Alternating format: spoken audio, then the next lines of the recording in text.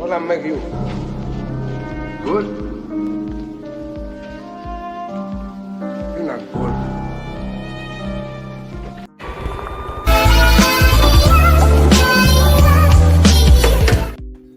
Man, you already know what it is. Jay Williams, Let's Live Life, and we're back. Surprise live, man. Wasn't doing much, so let me jump in. Got the kids asleep. Just got back from doing some Walmart. Y'all know how the Walmart goes. Go to spend $1, spend and leave with a vacuum and a microwave. Check these comments real quick, man. I like the beginning because it's not so hectic.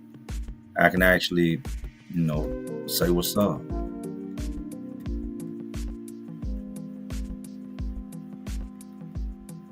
We got Rolling Deep in Ink in the house. Gets 187. Humble Hagner. Robin Hunter, Emmanuel Mays. My guy Philly Sig, 69 Tells. A big salute to you, Philly Sig, man. Still waiting on you to send that poetry. Lincoln Hawk, Larry Hillen, Tyler Jacobson. Where have you been? We'll get into it. Been enjoying life. Bill P. J Mac. London Powell. Man, Big Krupp. What's up, Krupp? Bend over. What a name. Irvin. Jake. Jay Kemp. New Life of Woody. What's up, my guy? Chaos 3310. Trey 7. Stacy. Adam Chew. Adam, my guy. What's good? J62 Moon. The W Number Podcast. I've been seeing you pop up, man. You're doing your thing. Much love to y'all, man. Big shout out to the W Number Podcast. You've been killing it. I look forward to seeing you grow, and you will. You will, for sure. Coy Love, Tommy Thunder, Mr. Who Dat, 504, Brandon Shorter, Paul L. When's the next video drop? I think I'm going to record tomorrow. I was supposed to go tomorrow and do a job. It was like set up a bunch of cameras and run a bunch of data wires and stuff like that. Guys, stuff keeps getting broken into, but he canceled on me. So I think I'm going to record tomorrow. Zachary Gores, tell some stories on your tattoos and how you got them. We'll do that tonight. I got a couple different stories I'm going to share tonight that took place this go round that I wanted to do videos on, but I said, you know what? I'm just going to share them live. Mindy Laird, Ryan Bonilla said, hey, Jay, I've been watching you for years. Just wanted to say God bless. God bless you too, man, and salute. Denise, AJ, what's up? Pinky, a.k.a. AJ. Man, Pinky's been watching for a long time. AJ, it's been so long since I've seen you around. So good to see you day one right here. Absolutely. Some names you just recognize, you remember over time, and that's one of them. Definitely been around for a long time. Johnson, Roxon, Robert Brown, Chris Marsh. Love from Canada. How you doing, Jay? I'm good, man. And much love to you in Canada. Hustle through the struggle and your business. Stacy Bar Treadway. Bro, I was literally watching one of your videos, fam, and I seen a live come up. Wait for a minute. It's big ups, my man. Hey, big salute, man.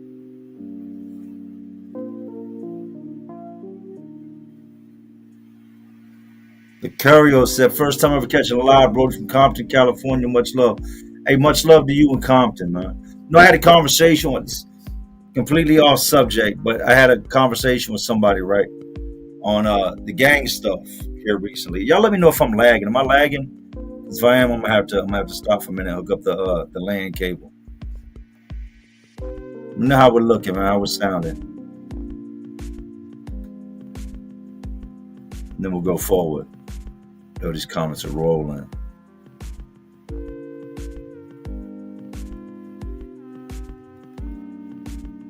Are we lagging? That's what I need to know. So, nah, you ain't lagging. No lag, all good. All right, so yesterday morning, I go to work, right? And we're working in the jets. Like, we're working in the straight projects. For anybody from Richmond or you want to look up Creighton Court, we're right beside Creighton Court, right? And that's just one of the well-known projects out here. So we're in the houses next to it working. There's a little gas station right there, right when you come off the interstate that I stop at every day. I go in there, I get soda, I get, there's a little Subway in there for the people from around the way that know the gas station. But it's always a bunch of people like outside. Like it's nothing to pull up and see somebody adjusting a gun or somebody start looking at you, lift their shirt just to let you know they got it. So I pull up there yesterday morning and I've got a blue Raiders fitted on and I've got a blue Adidas hoodie on, right? And I pull up and this is new to me when it comes to the streets of VA and Richmond, right? I'll pull up and there's a whole bunch of dudes, like 5-6 dudes standing out front of the store.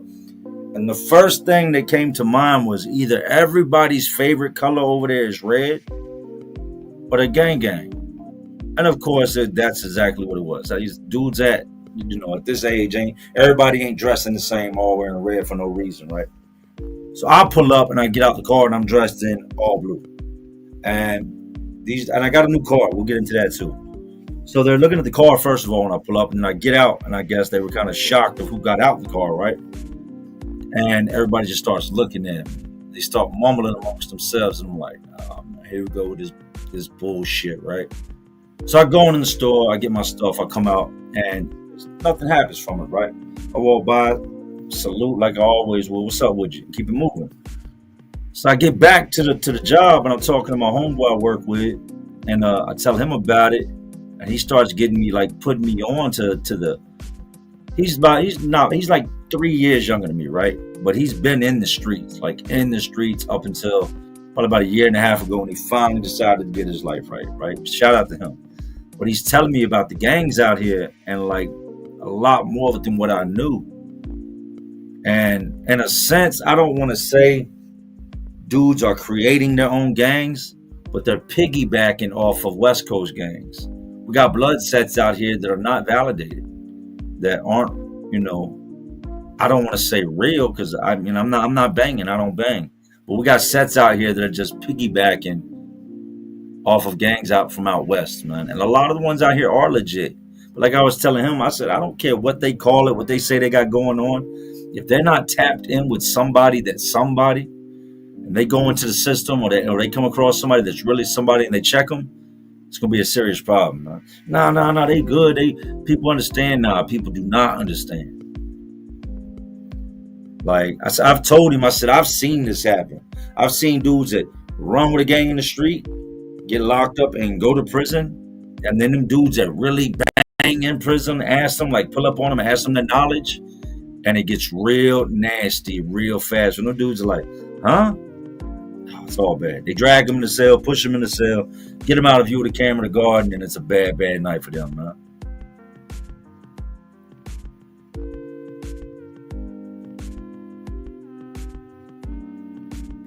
Trying to catch the comments. If I miss anybody, I am sorry because I was talking. Mr. JD Delay in the house, man. Salute to one of the GOATs. He said fake gangs are doing that in Florida too. Fake 8B and Nazi low rider. Hey, same thing here. I've seen dudes come from the West Coast, right? And be out here for whatever reason and get locked up and end up in state prison. And these dudes really bang that. And I'm not no AB, no Aryan, no none of that. Don't ever confuse me with that. That's not my thing. I don't stand for that. Whatever you believe, but don't bring it to me, right? I'm not with the racist crap. But I've run across these dudes that were claiming AB, and then these dudes from out west showed up and started talking to them. And the next thing you know, they were beating them up, making them cover tattoos, cut tattoos, burn tattoos. Just get it off you, man.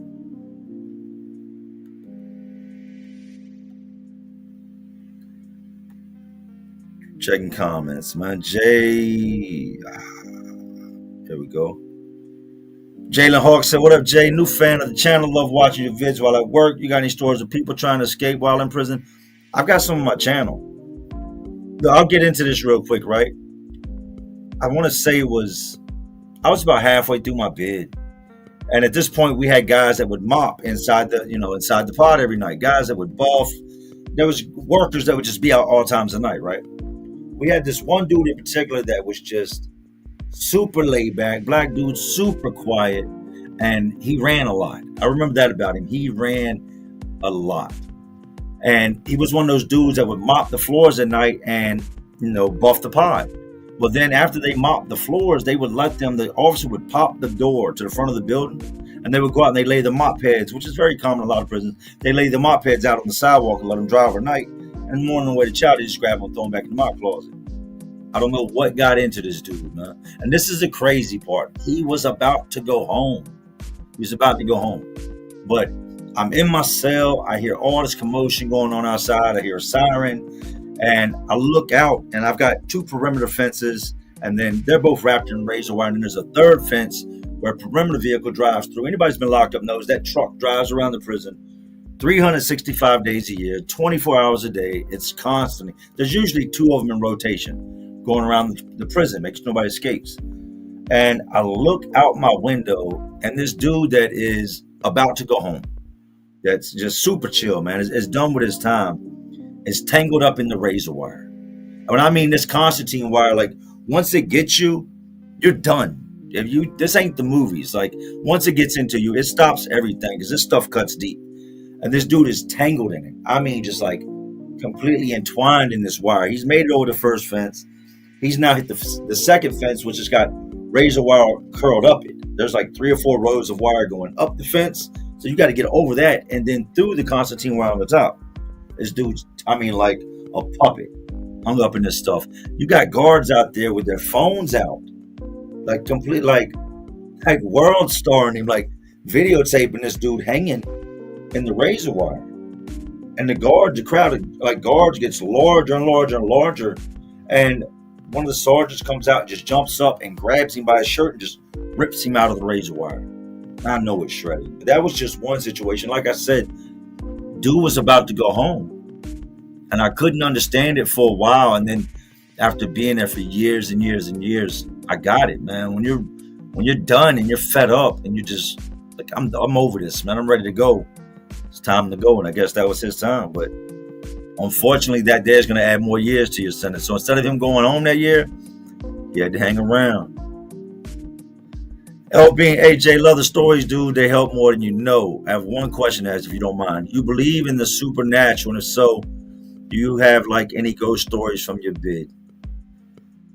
First of all, let me say, man, y'all helped me too. Y'all helped me too. I was thinking about it the other day and all that I've been able to do because of YouTube and social media. I've been able to go back into the streets and talk to people, to events and talk to people, to, you know, I've met a lot of amazing people along the way. I've helped a lot of amazing people. I've also helped people that weren't so amazing that I thought was amazing. But either way, YouTube has allowed me to do a lot. When y'all think it's just helping you, there's times that I need the help too. I need the advice too. I need the comment that you put down that you thought I might never read that I read. That's like, damn, I needed that. So thanks, man. Y'all have helped me more than you know. Do I have any supernatural stories? So I spent most of 2007, not most. I spent from the beginning of 2007 until the beginning of 2008 in solitary confinement. I kept acting out, right? I had a guard that he was making crazy comments to me, like pretty much making me think he had done something to my food. There were times they wouldn't feed me. He would just run his mouth, right? When they'd get me in cuffs and take me to the shower, dude was real rough with me. Boom, bang my face into the side of the door. Nothing I can do about it. So I'm snapping out, right? I snap out on this pod that I'm on, and they end up moving me to what's called a lower 5. And this ties into, do I believe in supernatural? Yes. And I'll tell you why. They moved me to the lower 5. And the lower 5 is where they used to house all the death row inmates. Now, Greensville, the place I was at, is the only prison in the state of Virginia that executes. So from my cell window, I could see the back where they bring the guys in that they're going to execute. There's been times I've been on the yard and the van back up and the guy that's on the news being executed, we're at the fence. DC Sniper was probably one of the more famous people I've seen get led into the back of death row and be, they bring them there 72 hours before the whole thing takes place. But now they house guys that are on, and they've abolished the death penalty in Virginia. And I would have to be honest, I'm for it. I know there are some people that do not need to be here, and that crimes are so heinous that, just life's not going to do it. You should not be allowed to breathe if you've, done some of the things that some of these people have done. That's my opinion. Don't shoot me. It's what I believe. But they used to keep all these men on this tier, right? If you were condemned, you stayed on this tier. Now this cell has a shower in it, and you never leave it. You might get an hour every day or so, or every other day or so, to go into a small dog cage area. Well, over time, there were so many violent acts that took place that they said, we need the hole. Like, we need all the space in the hole. So we're going to put these guys in like their own pod at another prison, right? Which was Sussex. And then 72 hours before that, they were bringing them back, right? And that, boom, you meet your maker. Well, this pod has now been cleared out. There's nobody down there. I keep just being disruptive, going back and forth with this guard. I'm snapping out. So they take me and they move me down there. There are no other inmates down there. At no given point, I don't think anybody had ever been down there for a very long time. When I came into the cell just had this old library, lack of cleaning supplies, pissy dirt, like, yeah, that's a good dirt smell that just only you can find in a place like that, right? It's just a very distinct smell. Anybody who's ever done time in a hole knows what I'm talking about, especially in a cell that's been unoccupied for years. Well, I get in this cell and I get to looking around, and at first I did not know. I didn't know that that's what this was. I didn't know this was the old death row and that everybody that had been in that cell before me was no longer here, right? And I get to reading these names and these notes. Some of these notes that were written on this wall were super, super long. Some of them were apologies, pause. Some of it was apologies. And I mean, I'm talking about, like, it looks like somebody had started this once and it kind of just took off, right? And other men started doing it that had been in the cell. And at first, like I said, I didn't know what I was reading. And then I came across one that said, born such and such, and I will, on such and such date, I will lose, I'll die on this date. And I'm looking, and they're right above the door, it said, welcome to death row. So I'm like, yo, this is crazy. And I start reading all these different names. And I would write these names down and look them up later. And these were definitely all people that were no longer here, right? So I'm laying in my bed one night and it is late. I don't have no clue how late it is. I didn't have no clock, but it was late. It was very, very late. I could stand up my tippy toes and look at this little slot and see the perimeter vehicle passing by. I could see where the moon was, and being locked up and looking out your window long enough, you kind of learn little things like the position of the moon tells you about what time it is. So I'm guessing it was like 2, 3 o'clock in the morning. I lay down, right? And I'm like, just go to sleep. Stomach is tight. I'm drinking cups of water, just trying to kill the stomach pains and the hunger pains. And I hear somebody coughing. I actually did a short on it that people thought I was just joking. No, it wasn't a joke. It was a short I did a while ago. But I heard someone coughing. And I'm thinking, like, did I fall asleep? Did they bring somebody down here? So I get up and I go to the bars and I'm like, yo. And I yell down. I'm like, yo, who's there? And I don't hear anything. It's definitely quiet. Now, the floors in between the floor I'm on and the floor above me, the concrete is so thick that you're not hearing anything from upstairs. You're not hearing anything in the vent line. There's like, this place is old. There's no heat. There's no AC. So if you do got some type of a vent, it's just for air to travel through. But there was no vent line. So I'm like, yo, where's that noise coming from? So I stand there for a minute. I'm like, yo, I heard you, man. I know somebody's down here. Who is it? Nothing. Right? So I'm like, yo, I'm tripping, man. So I go sit back down on my bed, and it wouldn't be no sooner than I think I fully got comfortable again, and I laid back and I threw my arm behind me. I heard the coughing again. Then I heard a toilet flush. And I get up, and as I'm getting closer to the bars, the coughing is getting louder and louder and louder. And I can still hear this toilet flushing. Now, our toilets were set on timers to where if you flushed it more than twice in 1 minute, it would lock you out. You couldn't flush for another hour. I know it's crazy, but you can flush it once a minute, every minute. But if you flush it twice in 1 minute, it would lock you out of the toilet. This toilet just keeps flushing. Someone keeps coughing. I stand there at the door for a minute and I go, yo, and it stops. Like completely just stopped. Freaked me all the way out. This would happen throughout the night to the point that I'm like, I'm trying to convince myself that what I'm hearing is coming from upstairs, even though I know now it wasn't, and I knew then it wasn't. But we would get into nights after that, and I don't think my mind was playing tricks on me. Solitary confinement can do stuff to you mentally. The lack of interaction with other humans, conversation, all that, it can do something to you. So I'm laying in my bed, and I see it. I can still remember very clearly. I saw somebody walk by that door, right? Like completely walk by. Like this ain't a figment of my imagination. Someone walked by that damn door. Now, when you get to the door, it's bars and it's got a grate on it, right? But there's a crack on both sides from where it slides, where you can look down the crack. And you can look through this crack and you can see down the tier, and then you can see down the tier. I rushed to the door, thinking there's an officer, like there's somebody, right? I look, there's nobody there. Once again, I'm trying to like look, see if there's like a little cubby hole, a corner somewhere that somebody could duck off in. Nothing. Sat back on my bed. This would happen for a couple weeks to the point that it got kind of just normal. And I just I had to convince myself that I was nuts. That's really what I was thinking. I was like, you need to get out the hole. You've been back. I think at this point I've been back to like 9 months, going on 10 months. And yeah, so I do believe. I do 100% believe. I've had people out here tell me stories. I've had other people tell me stories, not just people locked up, but people in the streets too. And so, yeah, I believe 100%. You can't believe that there's a heaven, there's a hell, there's all that, and not think that souls can't roam or that people can't get caught in between, or that even that. I would hope they like to think that if there is, that we can come back and visit. Not just look down, but like just actually just walk in where nobody can see me and just sit down in the room and just like, look at this, man. But yeah, good question, man.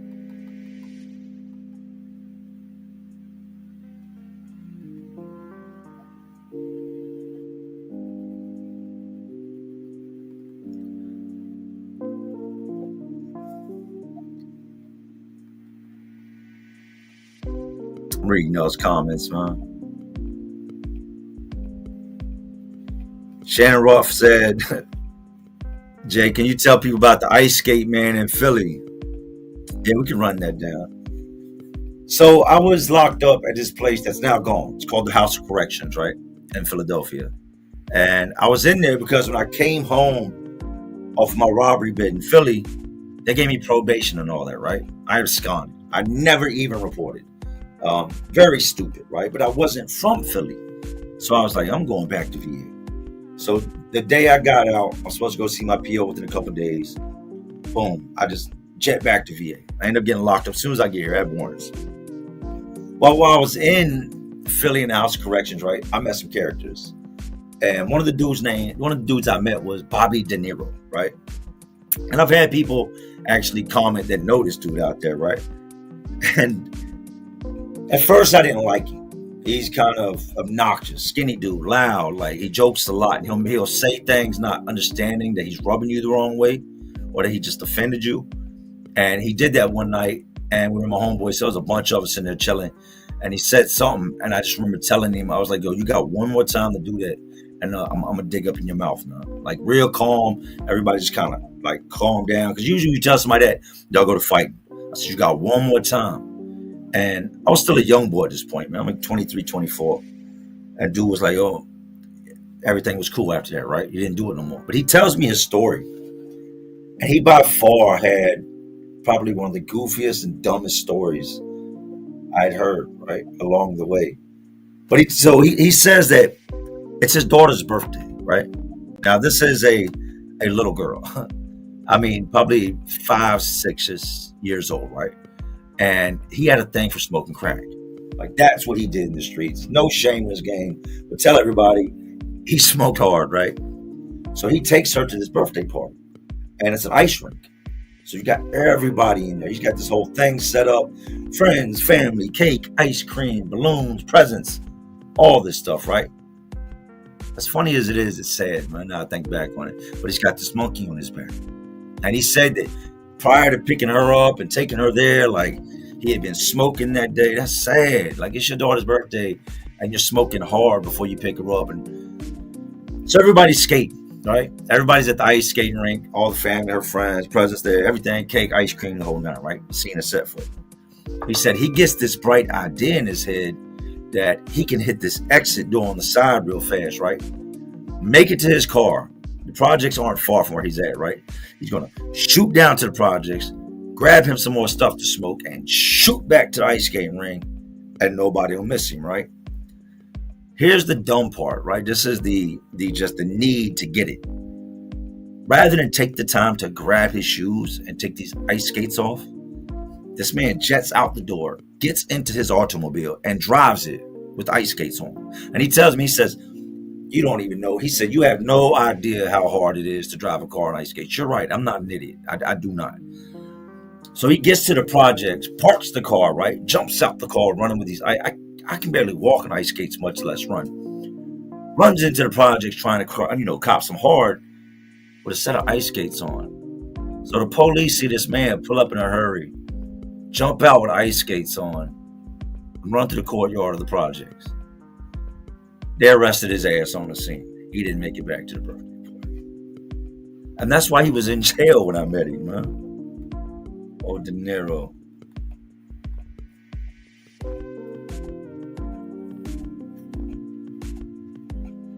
Mr. Mac on the track. Oh, sorry, I messed that up. Mr. Mac on the track. Yes, I do. I do interview smaller YouTubers, man. I don't think there's any difference between. I mean, I guess there is a lot of difference, but as far as like who I'm gonna have on my channel, you don't have to be a big YouTuber to be on my channel, man. I wasn't always a big YouTuber. I was once. If that's what you do, I was once you. And you know what? I reached out to people trying to get interviews, and because I didn't have 100,000 or 50,000 subs, wouldn't nobody touch me. So you know what I did? I went and got it. But the moment I blew up, them same people that I reached out to trying to get interviews, trying to get my foot in the door, started hitting me up on the back end. Hey, I'm just seeing this message, man. Or, hey, I just came across your channel, would love to interview you. I guess you ain't see my message when I had 100 subscribers, right? But yeah, hit me up, man, at Jay Let's Live Life on Instagram. Jay Let's Live Life on Instagram, man. Putting the title interview.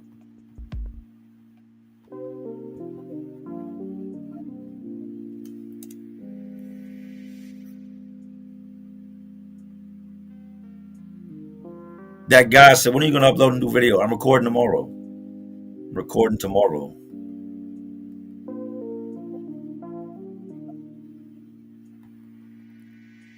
A lot of comments. Problem Child. Yo, what's up, cousins? Gustavo. What's up, Woodja? How's the fam? How you been? We're good, Gustavo. We're good. Thank you for checking in, man. You're always good with that.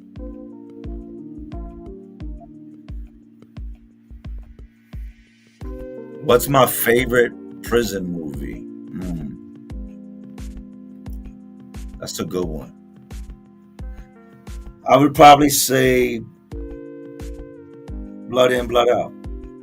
Blood In, Blood Out, or South Central. South Central was great. There's more I could say, but I guess they're more like Shot Caller was a good one. But I like South Central, man, and I like Blood In, Blood Out. Blood In, Blood Out was classic. Thomas Brighty, love from London, bro. Can you shout out Northwest London? No gang shit would just make my day. Shout out to Thomas Brightly and Northwest London, man. Thank you for checking in. Salute to you in Northwest London. Yeah, y'all take a second. Hit that like button. It's free.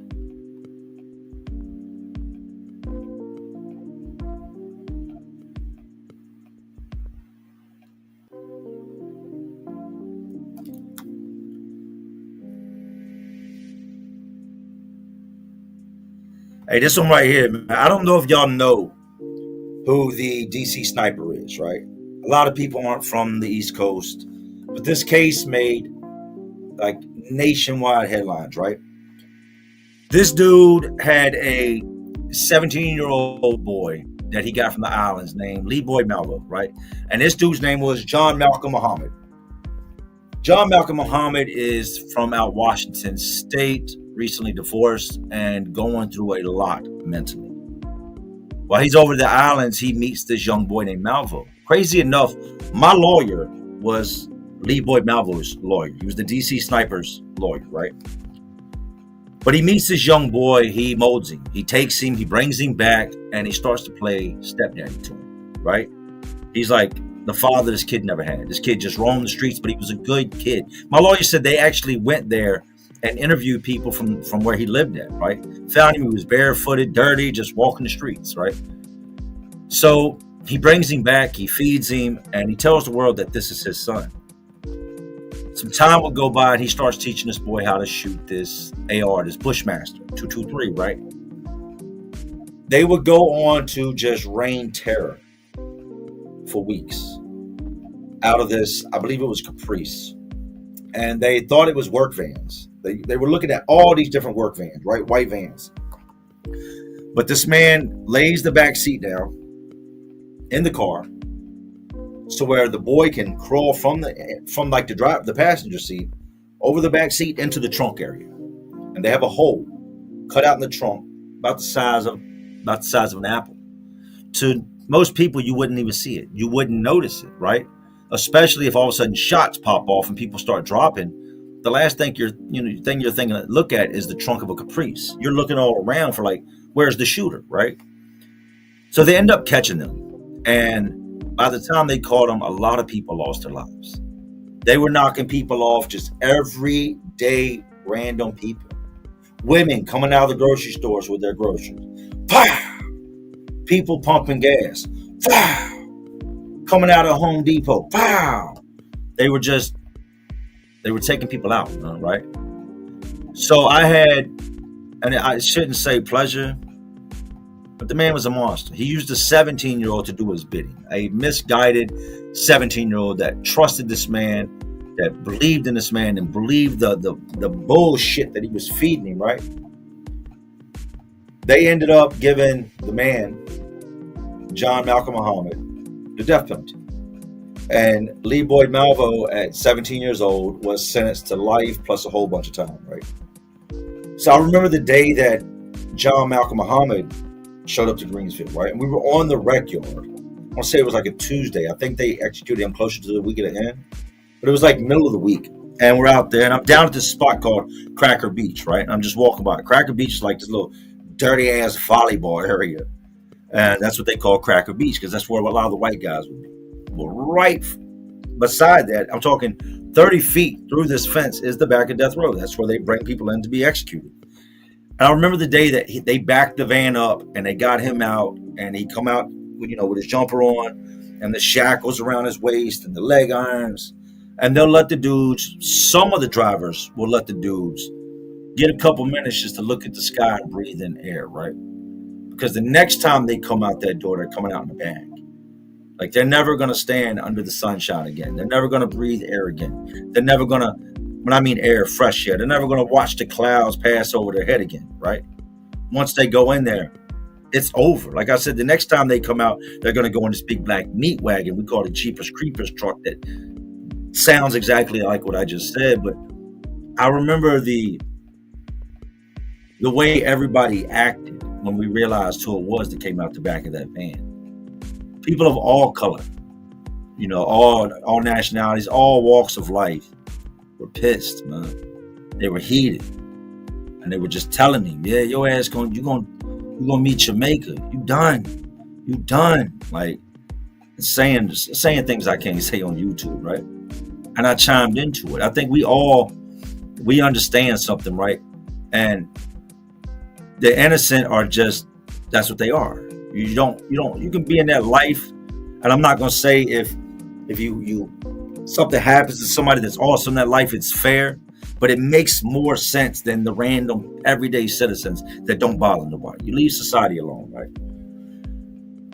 And the next time I seen that man, I was watching TV, and they were protesting out front of the prison. They had the "Thou shalt not kill" people and the picket signs and the news crews out front, and I'm watching that on the TV on my cell, and I'm thinking, damn.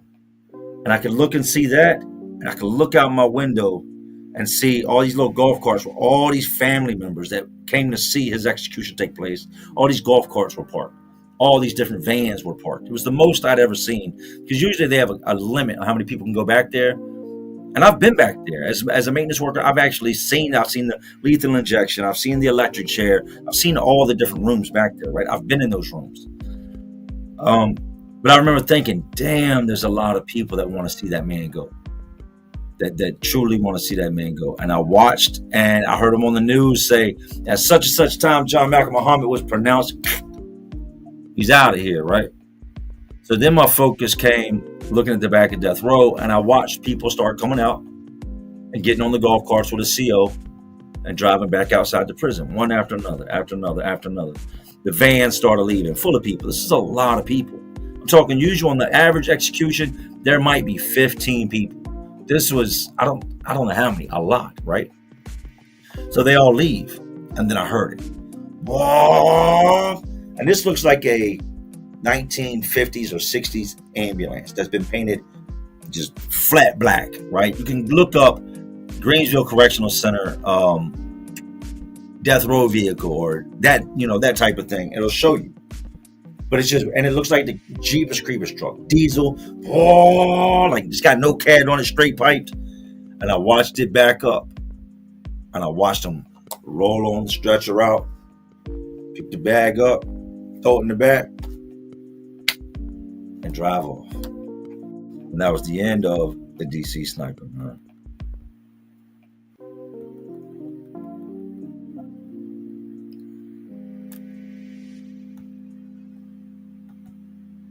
Somebody said, you turn the music down a little bit. Got you. Absolutely. So I got a new car, man. Got a new car. Things just, I've always been good at making things happen. That's just, I don't know, man. I'm gonna get into that too, because I was thinking about that today also, and I want to share that. But I've always been good at making things happen. I've been good at just, as long as I'm a free man and I can do what I do, I've always been really good at creating money, at getting to the money. And that's not a bragging thing. That's just, I think it's something I learned early on in life. Like, if you want it, you got to go get it. Nobody's going to hand it to you, Jay. They're not coming. If you want it, you got to get it.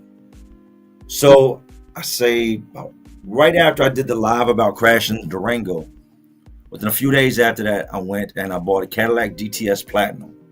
Beautiful car. Beautiful car. At the time, it had like 51,000 miles on it. I think it's got 53 now. So I've been enjoying that, right? And just to keep it transparent and all the way real with y'all, things are getting back to normal. Things are getting back to normal. I'm not one to dwell on the past. I'm not one that's going to keep talking about it. I'm just not. It does nothing. You have to move forward, and I'm getting back to where I was.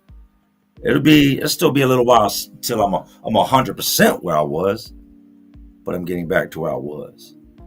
I was cleaning the pool the other day, and just looking around at all that I've accomplished, everything that I worked for, at the life that I wanted my family to have, right? And it's one of those things where you really have to stop and kind of take it all in. Blessed, man.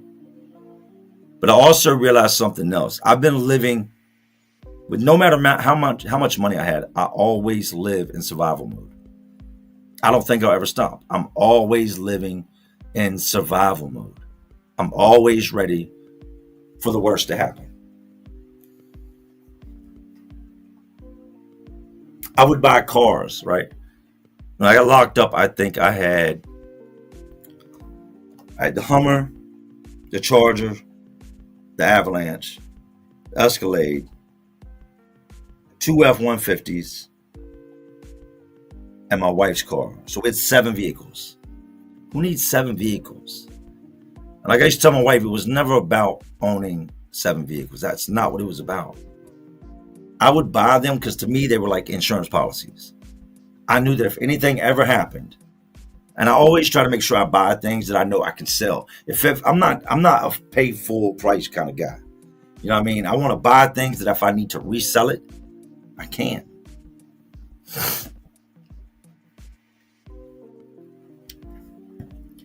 So whenever I buy a car, I'm gonna finagle. Hey, look, can we get it down to this? Or I'm thinking more like this. Or look, there's a scratch right there. I'm that guy that tries to wheel and deal and get the price down. And my wife asked me, would ask me over time, why do you have so many vehicles? And I would say, I don't know, right? But I knew. Why do you have so many shoes, Jay? You like no human should have that many pair of shoes. And these aren't just like I've got shoes and then I've got shoes. I mean like shoes that if you go online and look them up, they cost crazy amounts of money. But like I said, I never pay full price for nothing. Back to survival mode. I told her, I said, if anything should ever happen to me and the money gets funny, this stuff will sell itself. This is stuff that will ensure you guys are okay. Those vehicles, they're just cars. But if you ever needed a quick payday, they'll make sure you're okay. I don't know if I've, in the back of my mind, ever stopped living like that. Living to where I'm just like preparing for bad. No matter how good it is. I'm like that squirrel that puts nuts away. Even when winter's like still up nowhere close. I'm that guy who's got the whole tree full of nuts and still trying to put more in it. Because he's afraid, that he's going to run out. So in doing that, what I said would happen, happened. As I stood out the other day and I looked around, I'm like, we're still here, man. We should have lost all this. This is a lot of money. My bills, I locked up at the time, my bills, we were doing the math. My bills came to over 10 grand a month. Over 10 grand a month. 10 grand, 10 grand a month is what our bills were coming out to. And I did it flawlessly. And I realized that it was the gift and the curse, because when I was here to make it happen, it was nothing. The moment I had to go away, I left them in survival mode. People ask, where's the Hummer? Gone. It's gone. It's gone. And I say that with no regret, no remorse, man. Good, bye. Because to me, that was kind of always the plan. I didn't know if I thought maybe I would pass away one day, or just I'm so used to bad things happening. I don't know. But I always knew when I bought these things that at some point or another, they would give me and my family more than I ever gave them. Just wanted to share that, man.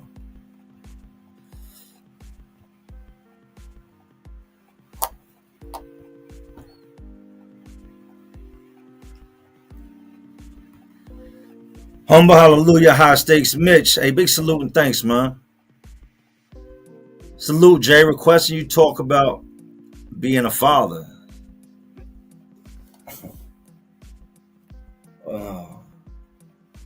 That's my superpower. That's my superpower. There's times I can be the villain, right? I can be the villain. But when it comes to my kids, I'm always the hero. I'm Superman. Being a dad, there's no feeling like it in the world. There's none. Having kids that look at you and depend on you and that trust in you, it's unexplainable. And kids are just like that. You can be the biggest man in the world, or you can be 3 foot tall, skinny, strong, whatever. To that child, to your son, you're a superhero. You're King Kong. I think that's how every little boy should view their dad, man. And my son does. He looks up to me. I remember when I was locked up, my wife he's 7, he's got a little phone and whatnot, little iPhone, but he had made a video. And I was on a video visit with my wife. She's like, I want to show you something. And she showed me his phone. And he was like, what's up, guys? This is Noah Williams. We're back. I just want to show you all around my house real quick. Hope y'all enjoyed today's video. Man. The stuff like that. The stuff, and I'm watching him grow, right? I'm watching him grow. And I'm missing the little him.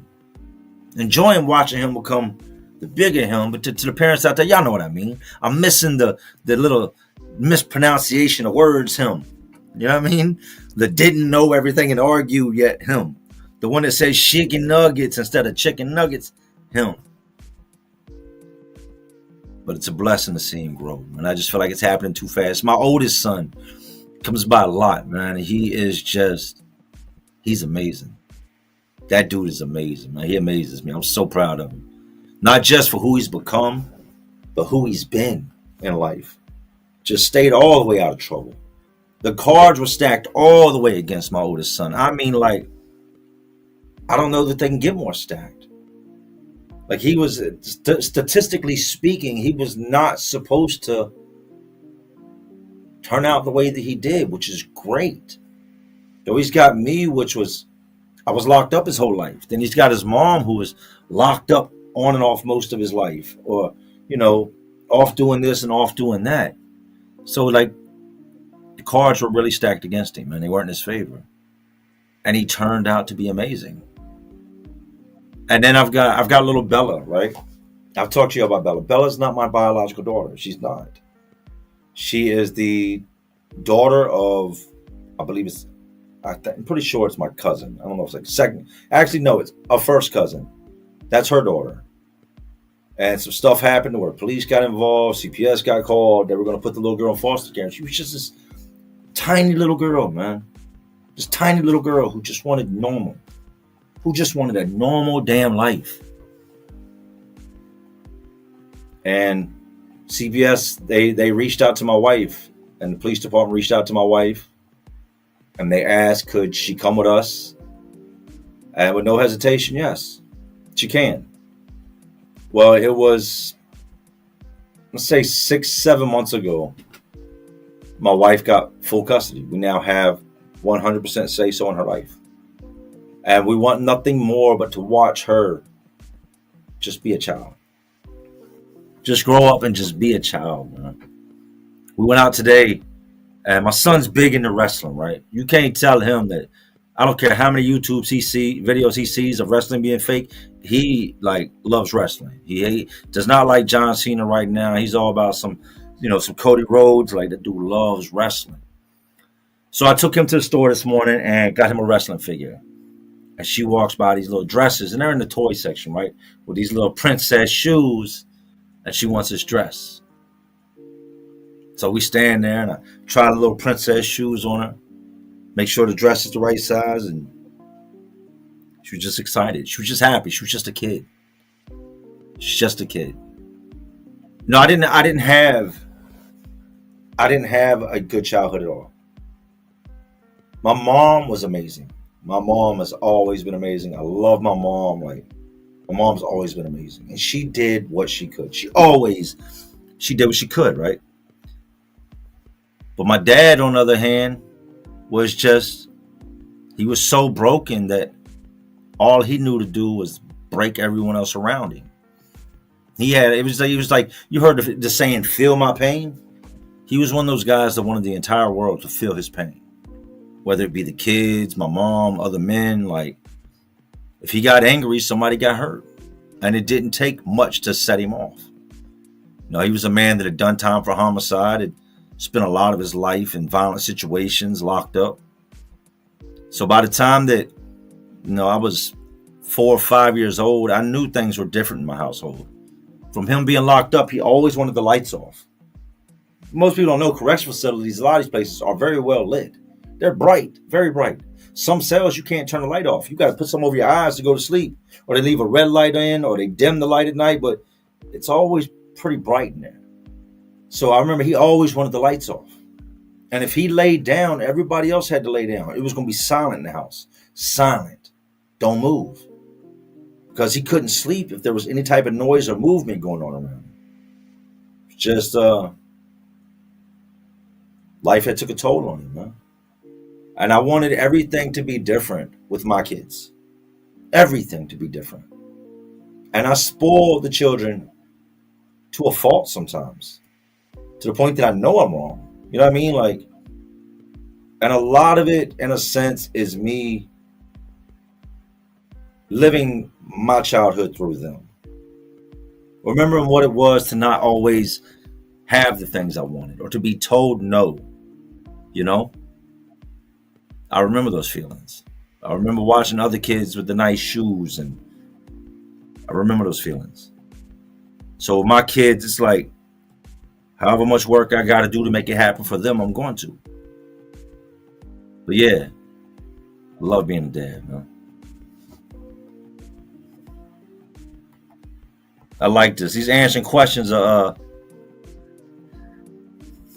Something I enjoy.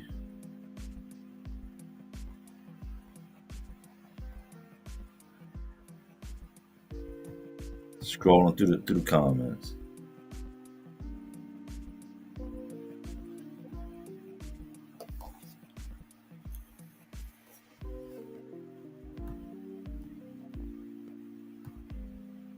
Humble Hallelujah High State said, salute Jay. Request you talk about being a father. We did that. We did that. Sam Hurst, everything good now? How are you and the family? We're good, man. We're good. You know, we're good.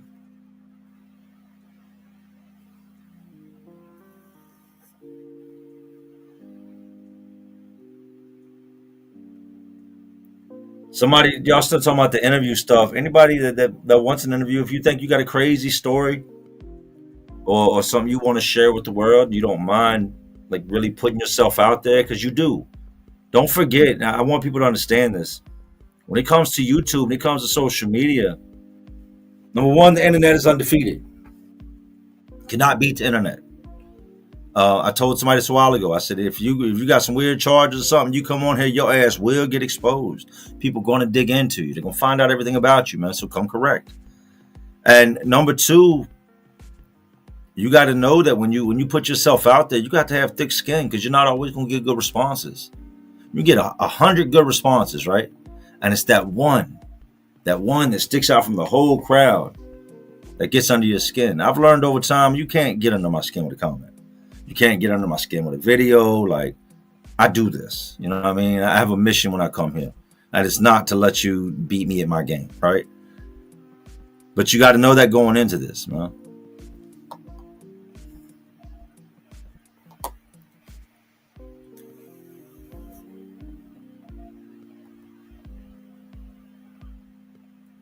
James Key, what happened to your brother Philly? He's good, man. He's working.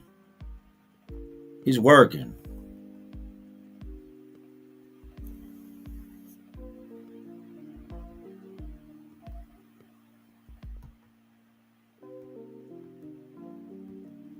Trying to get caught up on these. There's so many comments, man. If I missed anybody in here that I mess with, man, I love y'all. Not going to. We're going to rock out for a little bit tonight.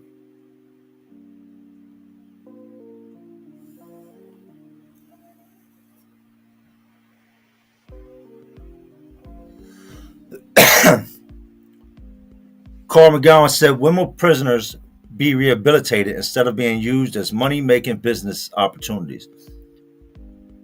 Let me tell you this, right? Prison is it's supposed to be rehabilitation, right? That's not what it is.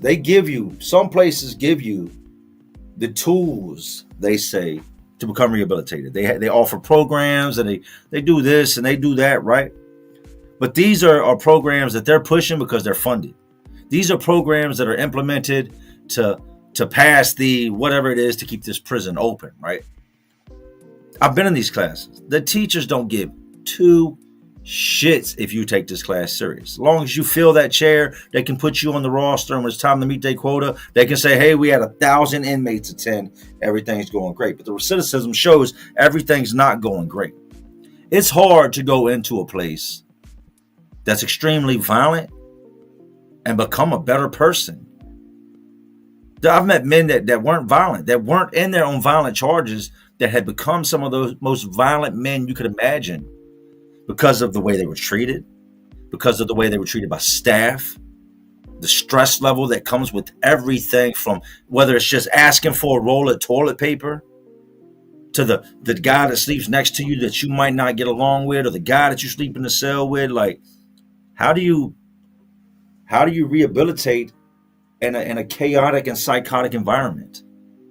How do you become better when you're literally at your worst? Now, anybody that's ever dated somebody locked up, or anybody that's ever been locked up, you know you are a different person mentally. You know, you are sharp. you do become a better version of yourself. Because a lot of people, they leave the substances and the things that were holding them back alone once they get locked up. So they find who they really once were again. That person starts to come out. But then there's unavoidable situations that you're going to end up in that you're going to not be able to be your best self. And you're going to see other things happen around you that are not going to allow you just to walk around like everything's okay, smile all day, be all super polite. You kind of become weathered, standoffish, ready. I was a guy that always had his boots on. I would go to the shower. I had a pair of shower boots. I would pay the guy on property to bring me a new pair of boots every 2 or 3 weeks. $5 bring me a new pair of boots, because I would wear my regular boots to the shower, and then I would take them off and I would throw the other boots on and go in the shower. And then when I would come back, I'd go on my set, I'd dry off, I'd take those boots and wipe them out real good. And I got a pair in my trunk. I wore them home. I'd take those boots, dry them out real good, and set them outside my door so they could air out. That's when you've been through too much or you've seen too much. When you're afraid to go into the shower without a set of boots on because you've seen somebody, or something happen in that shower before that makes you just feel comfortable. You don't want to be in those shower slides. No. Some spreads you can do that. And then there's other places where it's like, you just got to stay ready. You're coming out the cell, just go to the microwave to heat some water up. Put those boots on. They call you control booth for a split second. Put those boots on. You could always tell who was ready, man.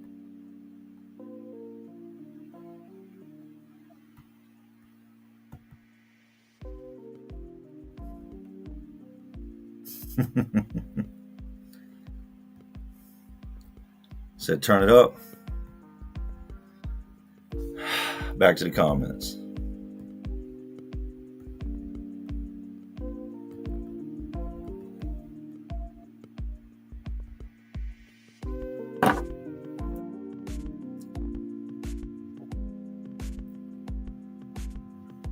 My energy is way different, man. I'm at a point in life where I'm just happy, man. Creatures of Darkness, man. Big salute, $50 donation, man. You're awesome, bro. I'm from Memphis, gangland, and I didn't have a great life either. Love of my life, gave another man a son. Damn, I'm sorry to hear that. Took me a long time to learn to be a good guy. I got nothing, but I want you to know how lucky you are, brother. Love you, man. Let me tell you what you do got, man. You got today and you got tomorrow. A lot of people don't have that. Tomorrow you got a chance to go do it again, to go meet the right person, to possibly have your own kids. It's not over. It's not over. I had an old dude in there that used to tell me, if I ever see you again, I'm gonna kick your ass, Jay. And when I would be complaining about something, or something would irritate me, he would get irritated. Like I didn't have the right to be mad at about anything because I was going home. But this was coming from a man that's life was essentially over. And he told me a lot of times, like, what you mad about? You going home. You got no reason to be mad. And he meant it. Like he was so pissed off that his life was over with. You still got tomorrow, man.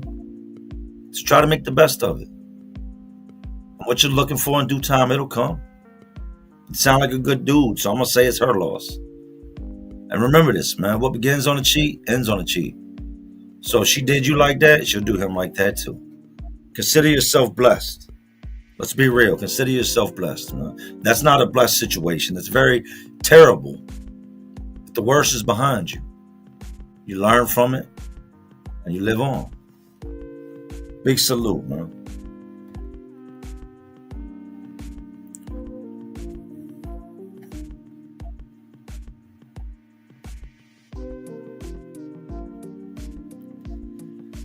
K. Tana, what was the worst part about going back this time around?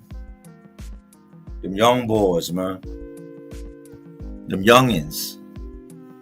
These youngins that they have no concept of what it is to be a man. I was gonna do a video on this, but we got 437 of him, man. I'm gonna stop for a second while y'all hit that like button, and I'm gonna share the story about all these young boys, man. And this is a crazy story. I'm gonna give y'all a second. Y'all run those likes up.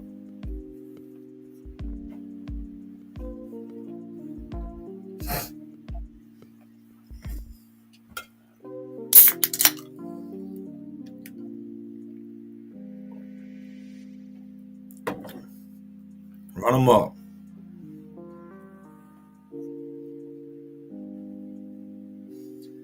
All right, so this last time I get locked up, I go into the jail, right? And I come in and I've got a homeboy in there that I know, right, named Red. Shout out to Red, man. Red's a thoroughbred. Red's DMI, like, and I'm not gang affiliated. That's his thing, right? But he's a thoroughbred.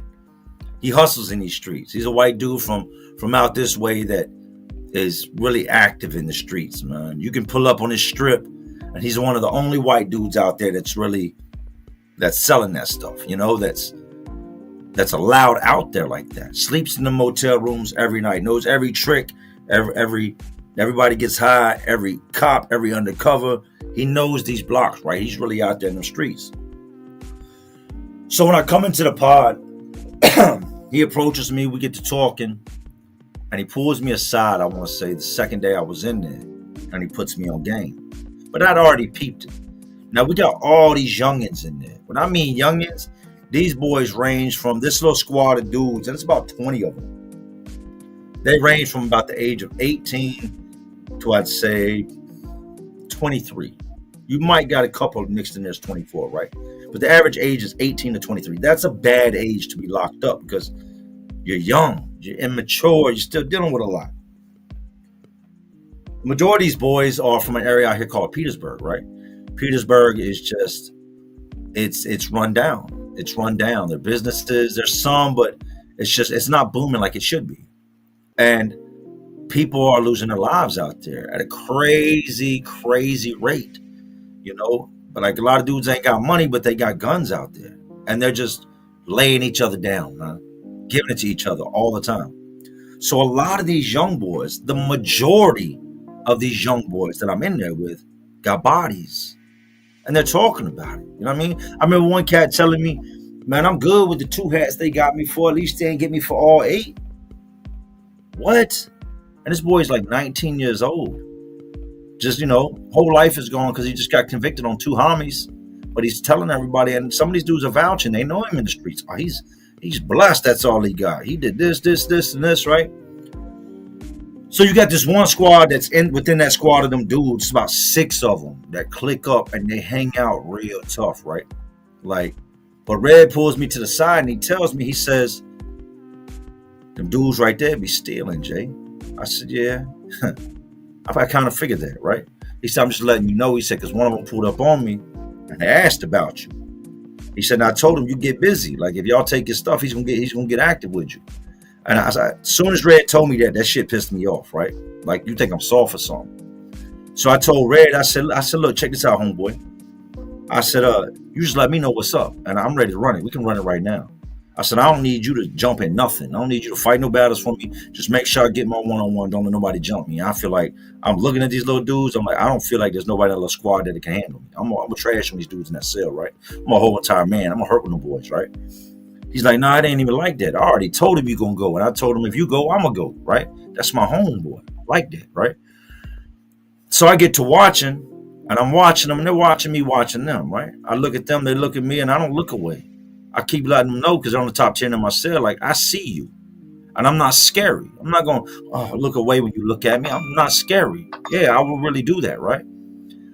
So I watched them rob this one dude. And they play super cool with this white dude all the time, joking, clowning, playing with him, right? And then he goes out. I think it was for a lawyer visit one day. Boom. And I watch him. And I didn't talk to this dude, right? I watch him run up in the cell, take all his stuff. He comes back. Notices his stuff is gone out of cell. He comes out and he leans on the rails. Now these boys were real blatant with it. Like they were looking for wreck. They were hoping somebody would say something. They're out there at the table eating this big ass bag of chips. It's like a trail mix and it's his. So as he's looking around, he knows what he had in his cell. Just so happens to be a bunch of youngins sitting there eating trail mix. The same, and they're all looking at him. He don't say nothing. That shit gets under my skin and I know not everybody's gonna stand up for themselves, but just it would have been much different. You know what I mean? I can't let that happen, man. It's just there's something wrong with me. I don't know. But you're not going to do that to me. You're going to beat me up and beat you up. Somebody's getting beat up tonight. So I'm sitting there one day and me and Red are talking. And there's this one young dude with these little plaits all in his hair. A bunch of them had these little plaits.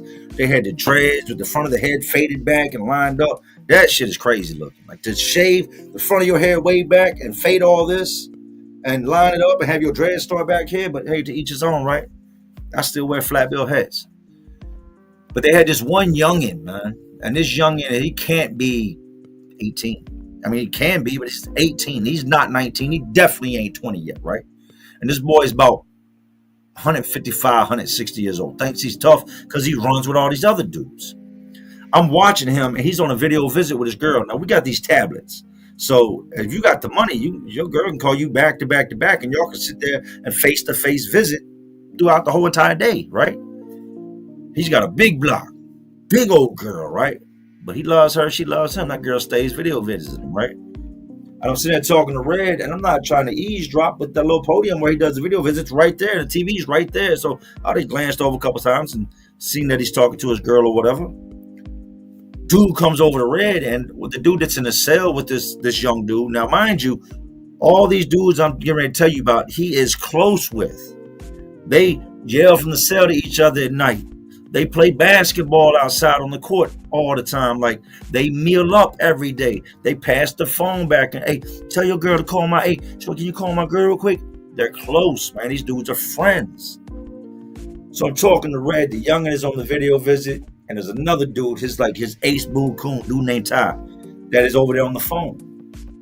And as Ty gets off the phone, he comes over and he starts talking to the young boy that's on the video visit, cellmate, right? And his cellmate is Red's homeboy. Like, they're like this. So he comes over and sits down at the table, and he's like, oh, shit's about to get crazy in here.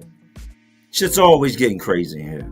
And Red puts his hands forward. Whenever you're talking, you don't want to be gossiping, so you cover your mouth. He sit forward like, what's up, man? Red says, what's up, man? He says, hey, youngin right there, what about him? That's Ty and those people. I mean, yeah, everybody knows that he runs with Ty. I mean, they know each other on the streets. Nah, that's Ty's brother's people. Like, Ty's brother is super, super close to that youngin right there, and he's fighting a body. Okay, word. So, what's up? And Ty just got off the phone with his people.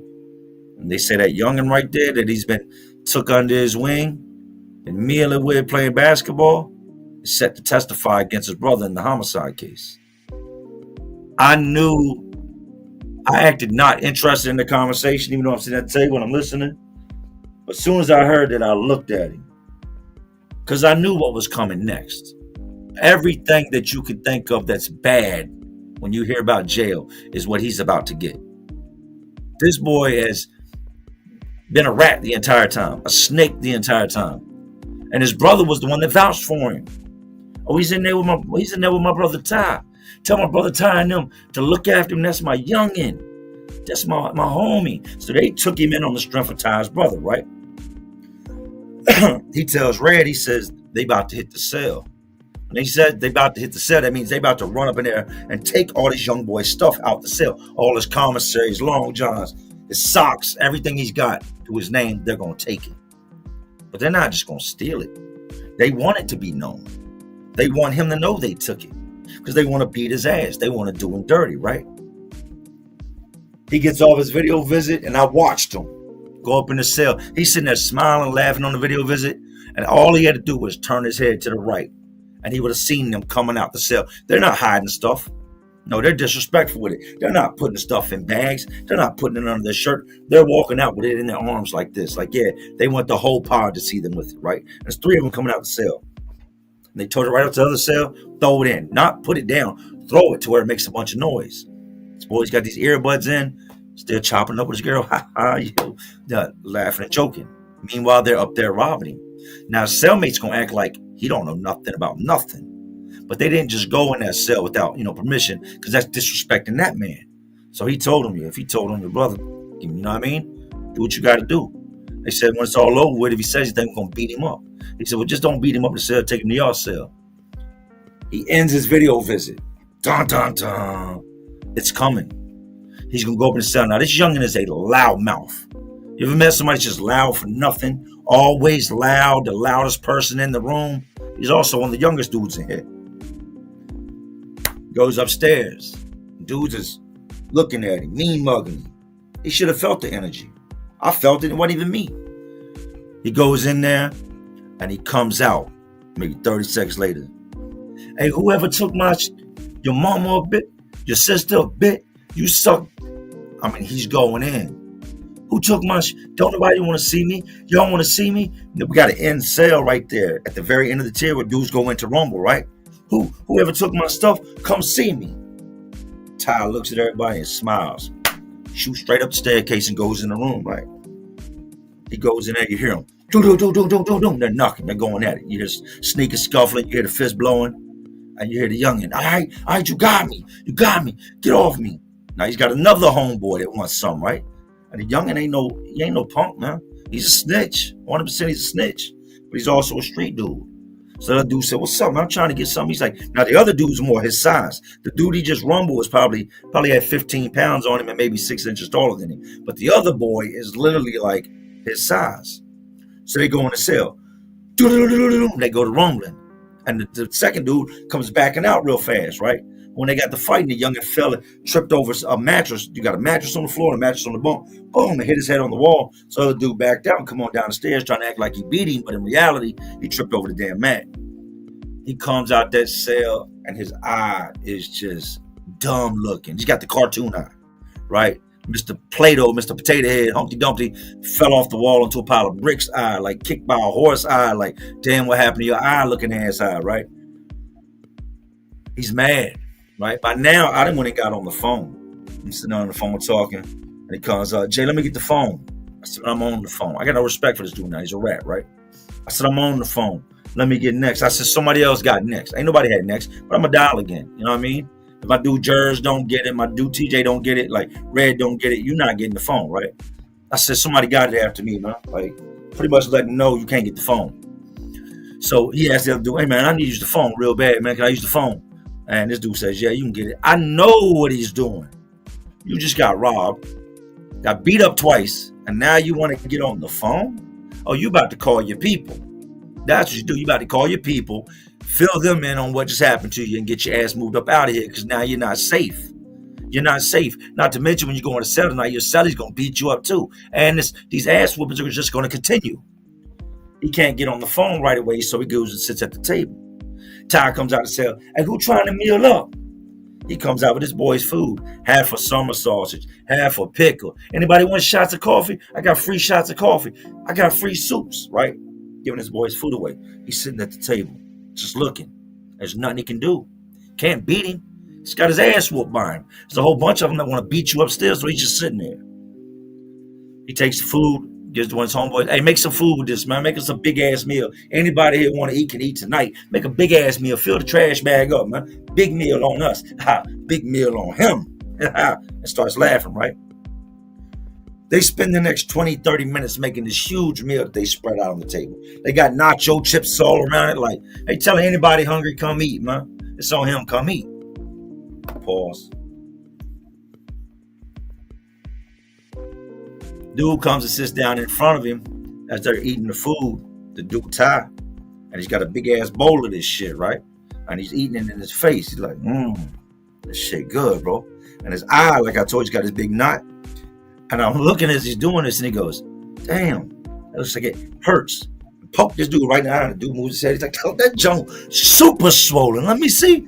Poke. And pokes it again. The boy like, he's like, damn, your eye messed up. What do you think that was, the left or the right I caught you with? I messed your shit up. I'll beat your ass in that cell, boy. Antagonizing him, right? So the young is just sitting there. Nothing he can do. The whole pod is against him. His back's against the wall. He's testifying on somebody, right? Dude, Ty's going to eat his food. He boom, smacks the bowl out of Ty's hands, right?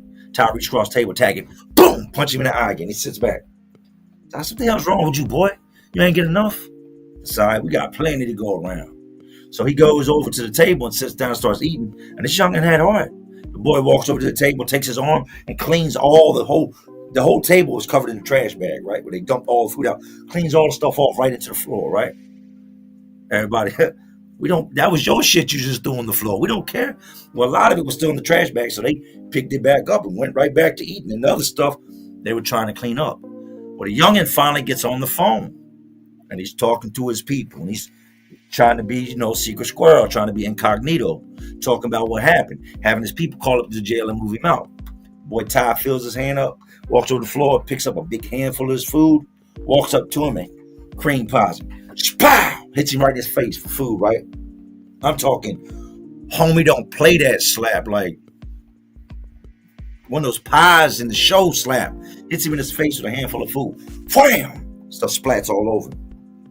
He sits there, lets the phone hang for a minute, turns around. There's noodles, cheese, pickle, summer sauce, all that just all on the front of him. He's got a white tee on. He's covered in food. Before he can say anything, he smacks him another handful. Wow! On the side of his head. Food goes everywhere, right? Now, the control booth in this place is about 15 feet in the air. You can go to the push the button, but you don't see no officers. It's tinted glass. It's way up there. And at nighttime, when you're in your cell and everything's dark in there, you can kind of see through the tent, but you can only see like the computer screens and like a silhouette. Well, I guess they've picked up that something's going on, right? Either that or that boy's mama was on three-way as he was calling, because no sooner he did all that, the guards come in. And they do a round every now and then. The guard walks in, and first thing he sees is food all over the floor. He's looking, and they're cleaning it up. Man, the bag busted, man. This shit crazy. Who's making some food? The bag busted. The guards, he's not stupid. This dude's been around for years, right? He looks over. You got a youngin' sitting on the phone, and his eyes nodded all the way up. And he's got food all over, covered in food, right? And he's got that angry but help me look on his face. You got to know the look I'm talking about. And he looks at the guard like he's trying to project that he's angry and everything's okay, but at the same time, you can see there's a level of fear going on. So the guard said, "What's going on?" They said, "Man, we was making some food. We was coming back from the microwave. It busted." He said, "What happened to him? Why has he got food all over him?" He said, "Shit, he was toting it."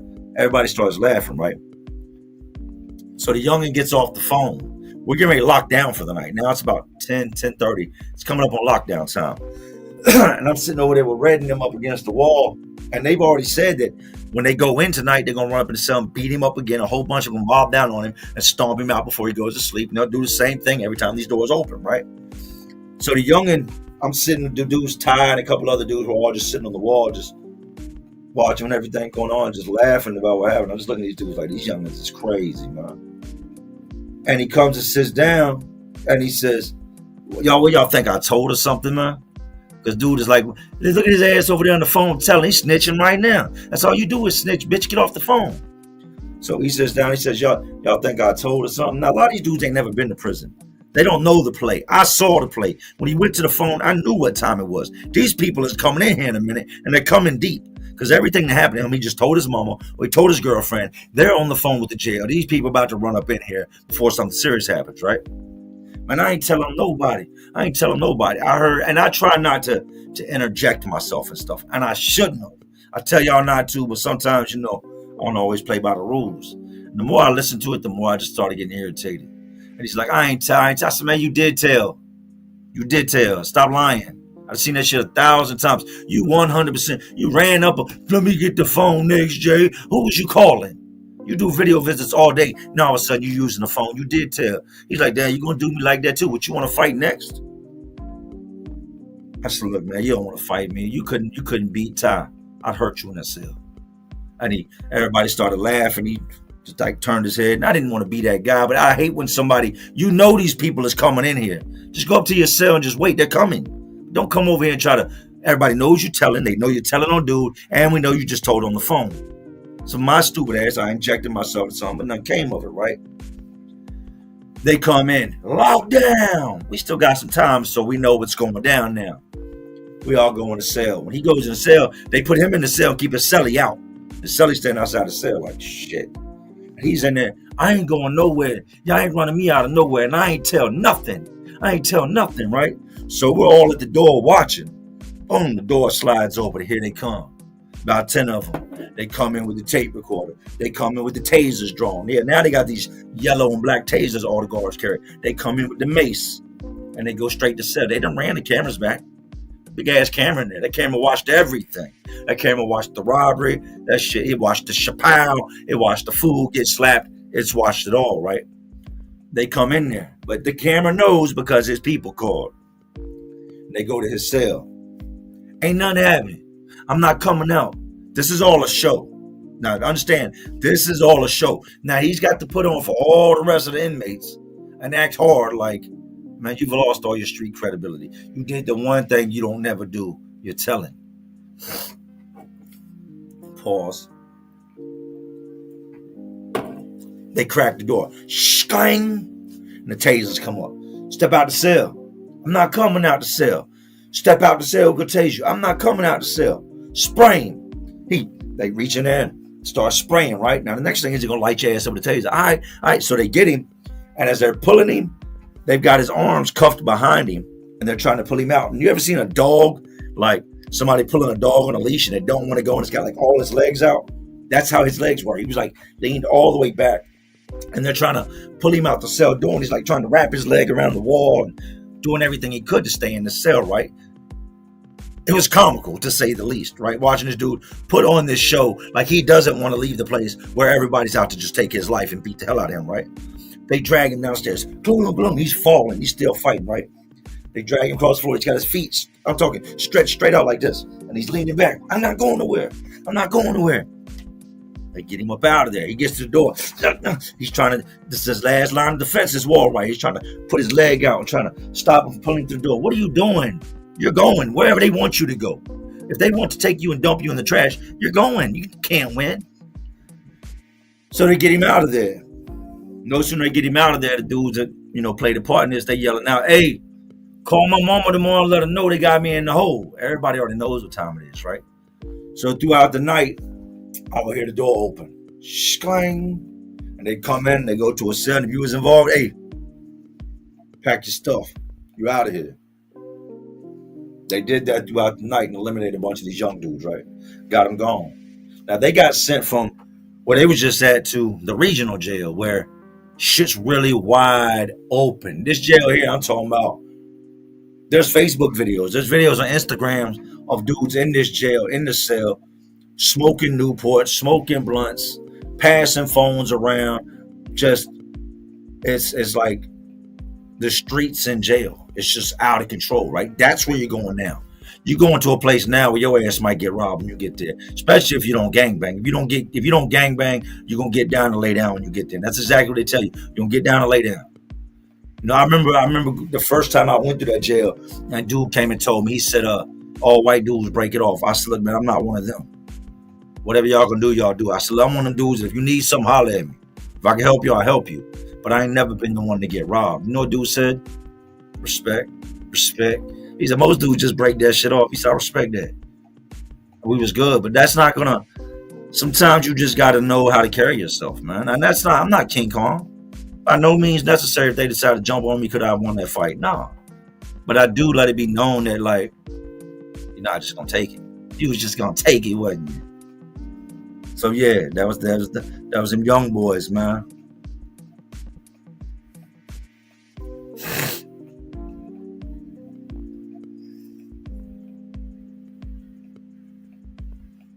Catching up on the comments for a second.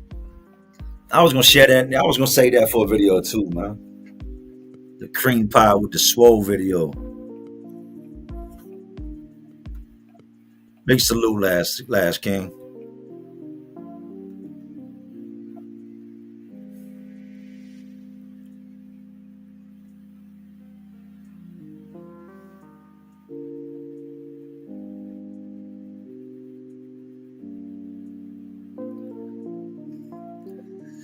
Brian W. said, Jay, you need to get back on your schedule on the videos, yo. If it ain't but 10 minutes, and I know it ain't the only one. Come on, man. I missed the Jay from 2 years ago. Me too. I had a conversation with somebody the other day, and he said the same thing. He said, what have you been doing? I said, I've been finding me. I've been finding me. Not the me I became, but the real me. You don't know what money can do to you, man. A lot of people don't, and it's a good thing. You know what problems you have with not having money. We all know what those problems are, right? Stressing the electric, stressing the rent, trying to come up with whatever you might need, whether it be cigarette money, gas money, whatever. We all know the stress that comes with not having money. Believe me when I tell you this, there's some stress that comes with having money too. Because the moment you start getting large amounts of money, everything around you tries to find a way to take it, especially the government. When you're broke, the IRS don't mess with you. When you're someone like me, who I made great money with the construction, I can never not say that enough. I made amazing money, like surgeon money with the construction, more than what most lawyers made owning a construction company. And then when I took off with YouTube, I thought I knew what money was. And that first check, and I've shared this, man, and this isn't a boasting thing. This is just a factual, taking y'all down what it was, man. When I took off, my channel took off. It took off fast. It was so crazy that I was going up thousands of subs an hour, and I could literally watch it go up 100, refresh the page, and the subs would climb 500 more, right? So my videos, the ones I had posted prior, the ones I was posting right then, at this point I was posting 3 to 5 times a week, right? My videos were doing crazy, and I still do great, right? If anybody's ever said I've fallen off, I can drop a video tomorrow and it's going to crush. It's going to break 100,000, no problem, right? But at this point, my numbers were so insane, and I instantly, overnight, became monetized. I didn't just become monetized. All right, now I got to figure out how to get the money. I became monetized, and as quickly as I could become monetized, and I set up my Google AdSense, it's like the money going into the bank account was just rolling fast. Well, YouTubers will tell you, once you get monetized, they send you a 4-digit PIN code. That PIN code comes in the mail. Well, the PIN code got lost or something several times, and I had to keep reaching out to Google to send me a new PIN code. I'm at work one day. My wife tells me, hey, you got a letter from Google. I said, open it.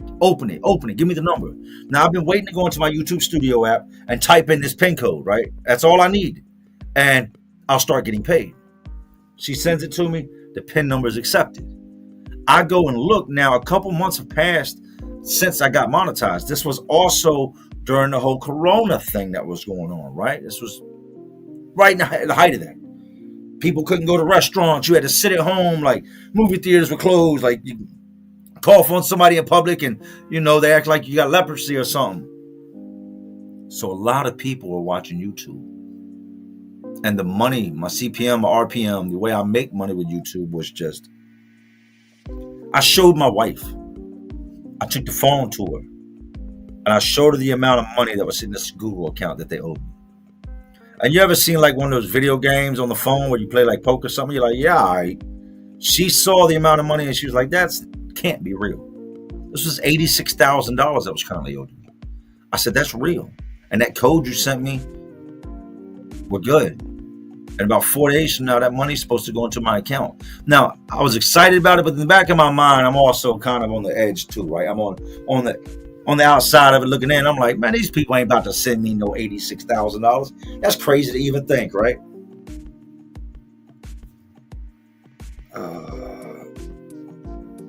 I wake up one morning and I get an alert. And my wife's asleep. And it's an alert from my bank.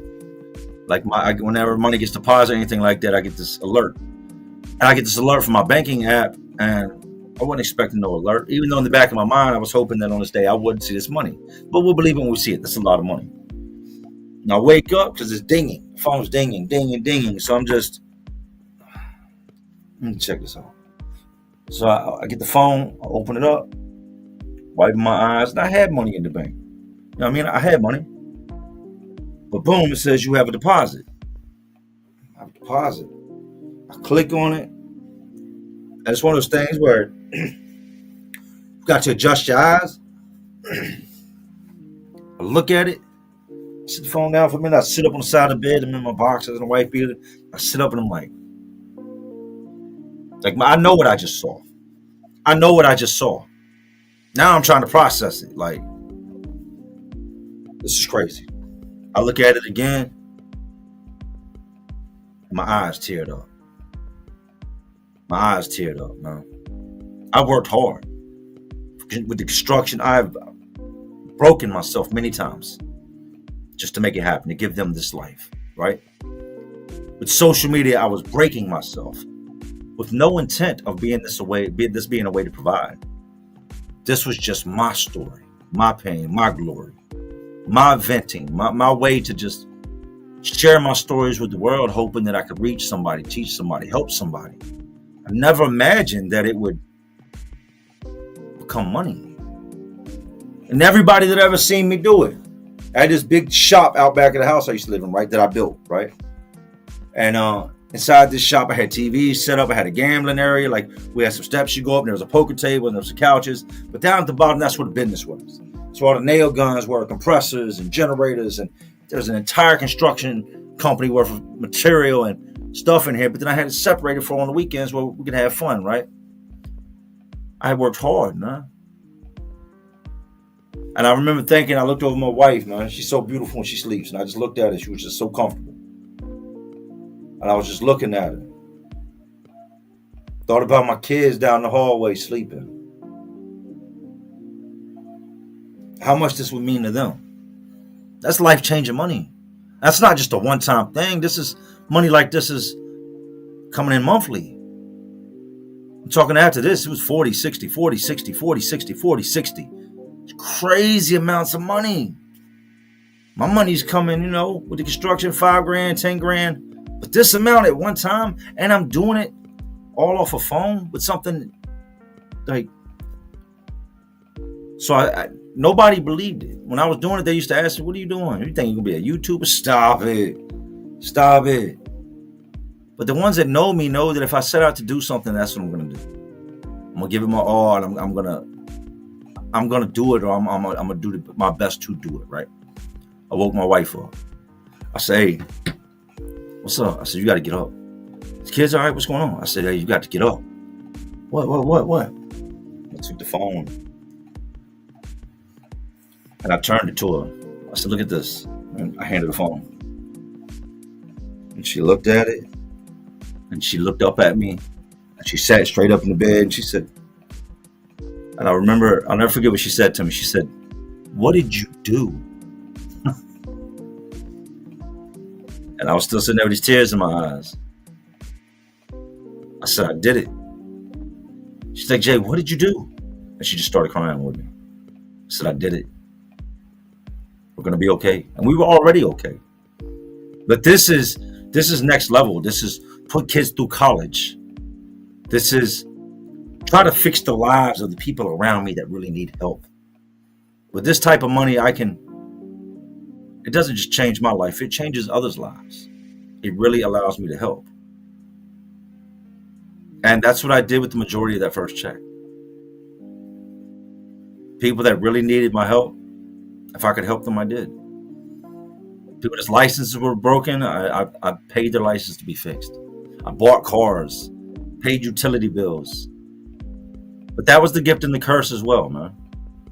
Because those 99% of the people I helped are no longer around. Because on the day that I had to say, just be honest. Sometimes you got to be brutally honest. I'm not one to just say no with an excuse. I'll tell you no, and I'll tell you why. Like, if we fast forward a year and a half later, you still ask me for money and everything I've done, nothing is changed in your life, I'm going to talk to you about it. Hey, what's going on with you? You should have been on your feet by now. What do you mean you don't got a license? I paid for your license. So in the telling people no, it created enemies. The same people I helped, man. But you know what I want to give you all from that, man? Don't let what others do predict who you are. Of course, we go through things, and I think everything we go through in life to some degree changes who we are. And if nothing else, it leaves a scar on you to where you just remember that you went through that, and you try not to let the next person do it. But don't let them change who you are, man. Now when I help, I just make sure that the people I help really need the help, and that life is the problem that they're dealing with, and not them. You can't help somebody who's not ready to be helped. No matter how much money you throw at them, no matter what you buy, no matter what you do, until they're ready to stop, all you're doing is enabling them. Church.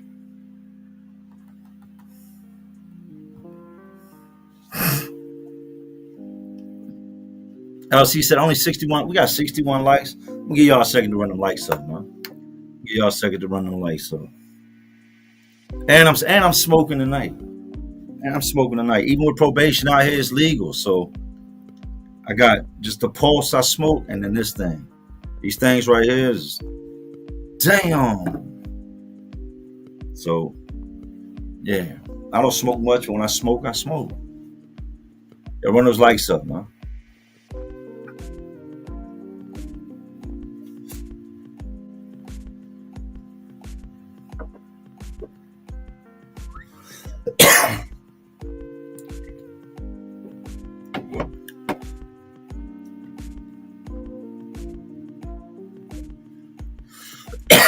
Adam, you say TVP's in here? Find out Banky Pounds is. Big salute to my man Banky, man. You need to hit me up, Banky. I know we're both busy, but ain't no excuse, man.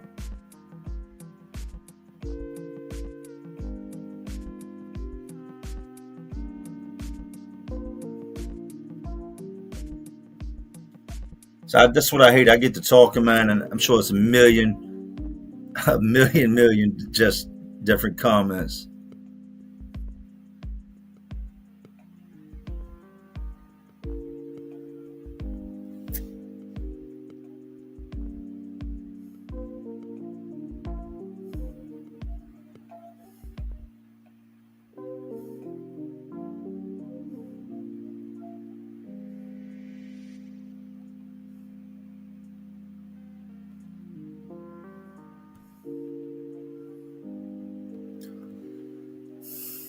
What up, Jam? In a bad way, mental wise. I have so much to be thankful for, but I'm still stuck in depression. Thinking about the past and what I could have done different. I sleep with, and some days I struggle not to use them. You keep me on the right path. Salute.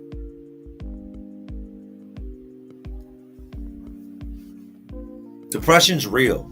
All right. I can relate. Man. Depression's a real thing. It's one of those things that life can be going great, and then that cloud just darkens over top of your head. You know what I mean? Your chest gets tight. Things just don't feel right. Nothing makes you happy, right? You just start questioning everything. For me, it takes time. I tell my wife, I tell people I know, when I get depressed, I fall into like these dark modes. I just kind of want to be left alone, right? She'll ask, "What can I do to help?" I tell her, "There's nothing you can do. It's like a rain cloud. You just got to wait for it to pass, right? Sometimes it feels like it's there for weeks, and sometimes it is, and sometimes it comes and it goes, man. It gets better. It gets better. I thought I knew everything when I was in my teens, everything when I was in my 20s. Even when I went in prison in my mid-20s, came out in my mid-30s, right? And I thought that at 35, I knew everything. I'm 45 now. I still ain't figured life out. I haven't. But what I have figured out is that I love this life. I love this life. I couldn't imagine the world without me in it tomorrow. And I don't want to miss a moment of it. I don't. And that's enough to make me count my blessings, man. And that sometimes that'll bring me out of my depressions. It's just the things I'm thankful for. We all have something to be thankful for. That's just what it is, man. There's somebody right now holding their child's hand that's not going to make it till morning. That's somebody with some real issues. There's a husband holding his wife, a wife holding her husband, somebody holding their mom. Those are people that are going through real issues. You're here. Get it right, man. Don't become a statistic. Number one, ain't no guns in prison. Number two, don't nobody care if you're depressed in prison. Number three, if you use that gun, that might be what life becomes, and then you got a reason to be depressed. The fact you can go use the bathroom when you want, go to the fridge when you want, walk outside, unlock your door. If you live underneath a bridge, you can kick the door, the cardboard tin open in the morning. Whatever it may be, you're out here, man. We don't make excuses, we make it happen. Go make it happen, man. Big shout out to you, Cruz. You got this, man.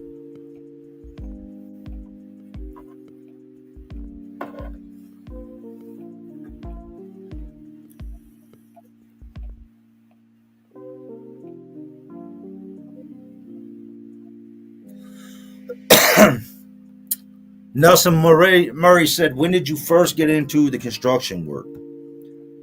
I've done construction all my life. I've done it from painting to framing, but I really got into like learning different trades when I was locked up. I know when we're doing time, the number one thing is just keeping yourself occupied.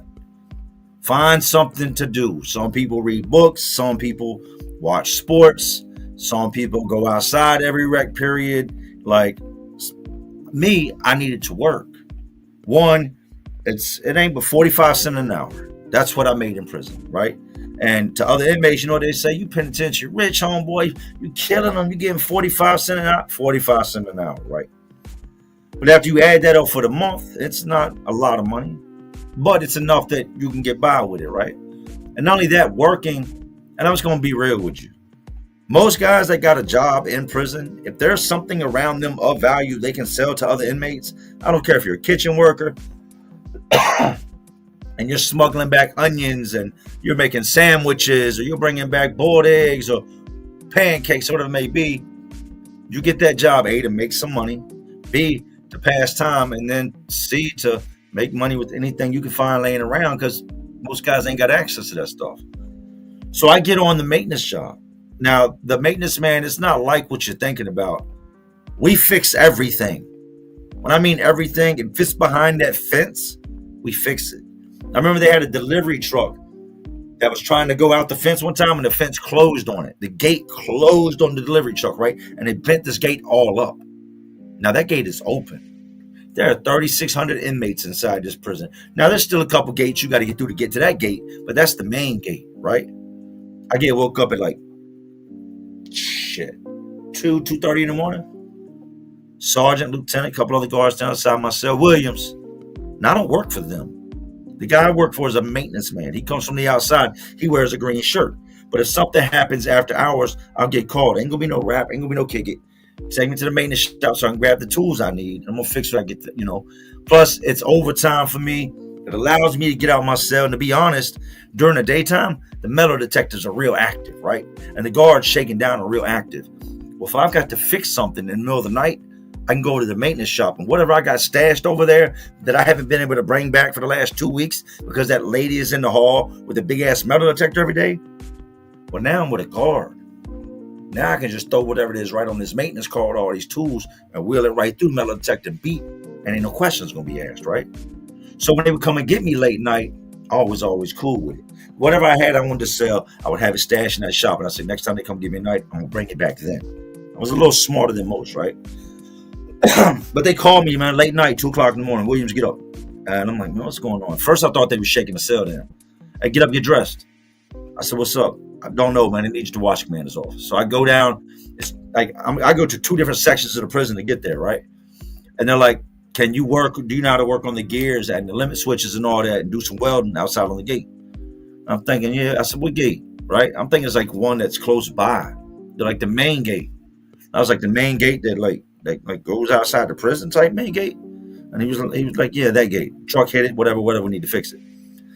So I said, yeah. So I go out, and outside they've got a big maintenance warehouse on the outside of the prison.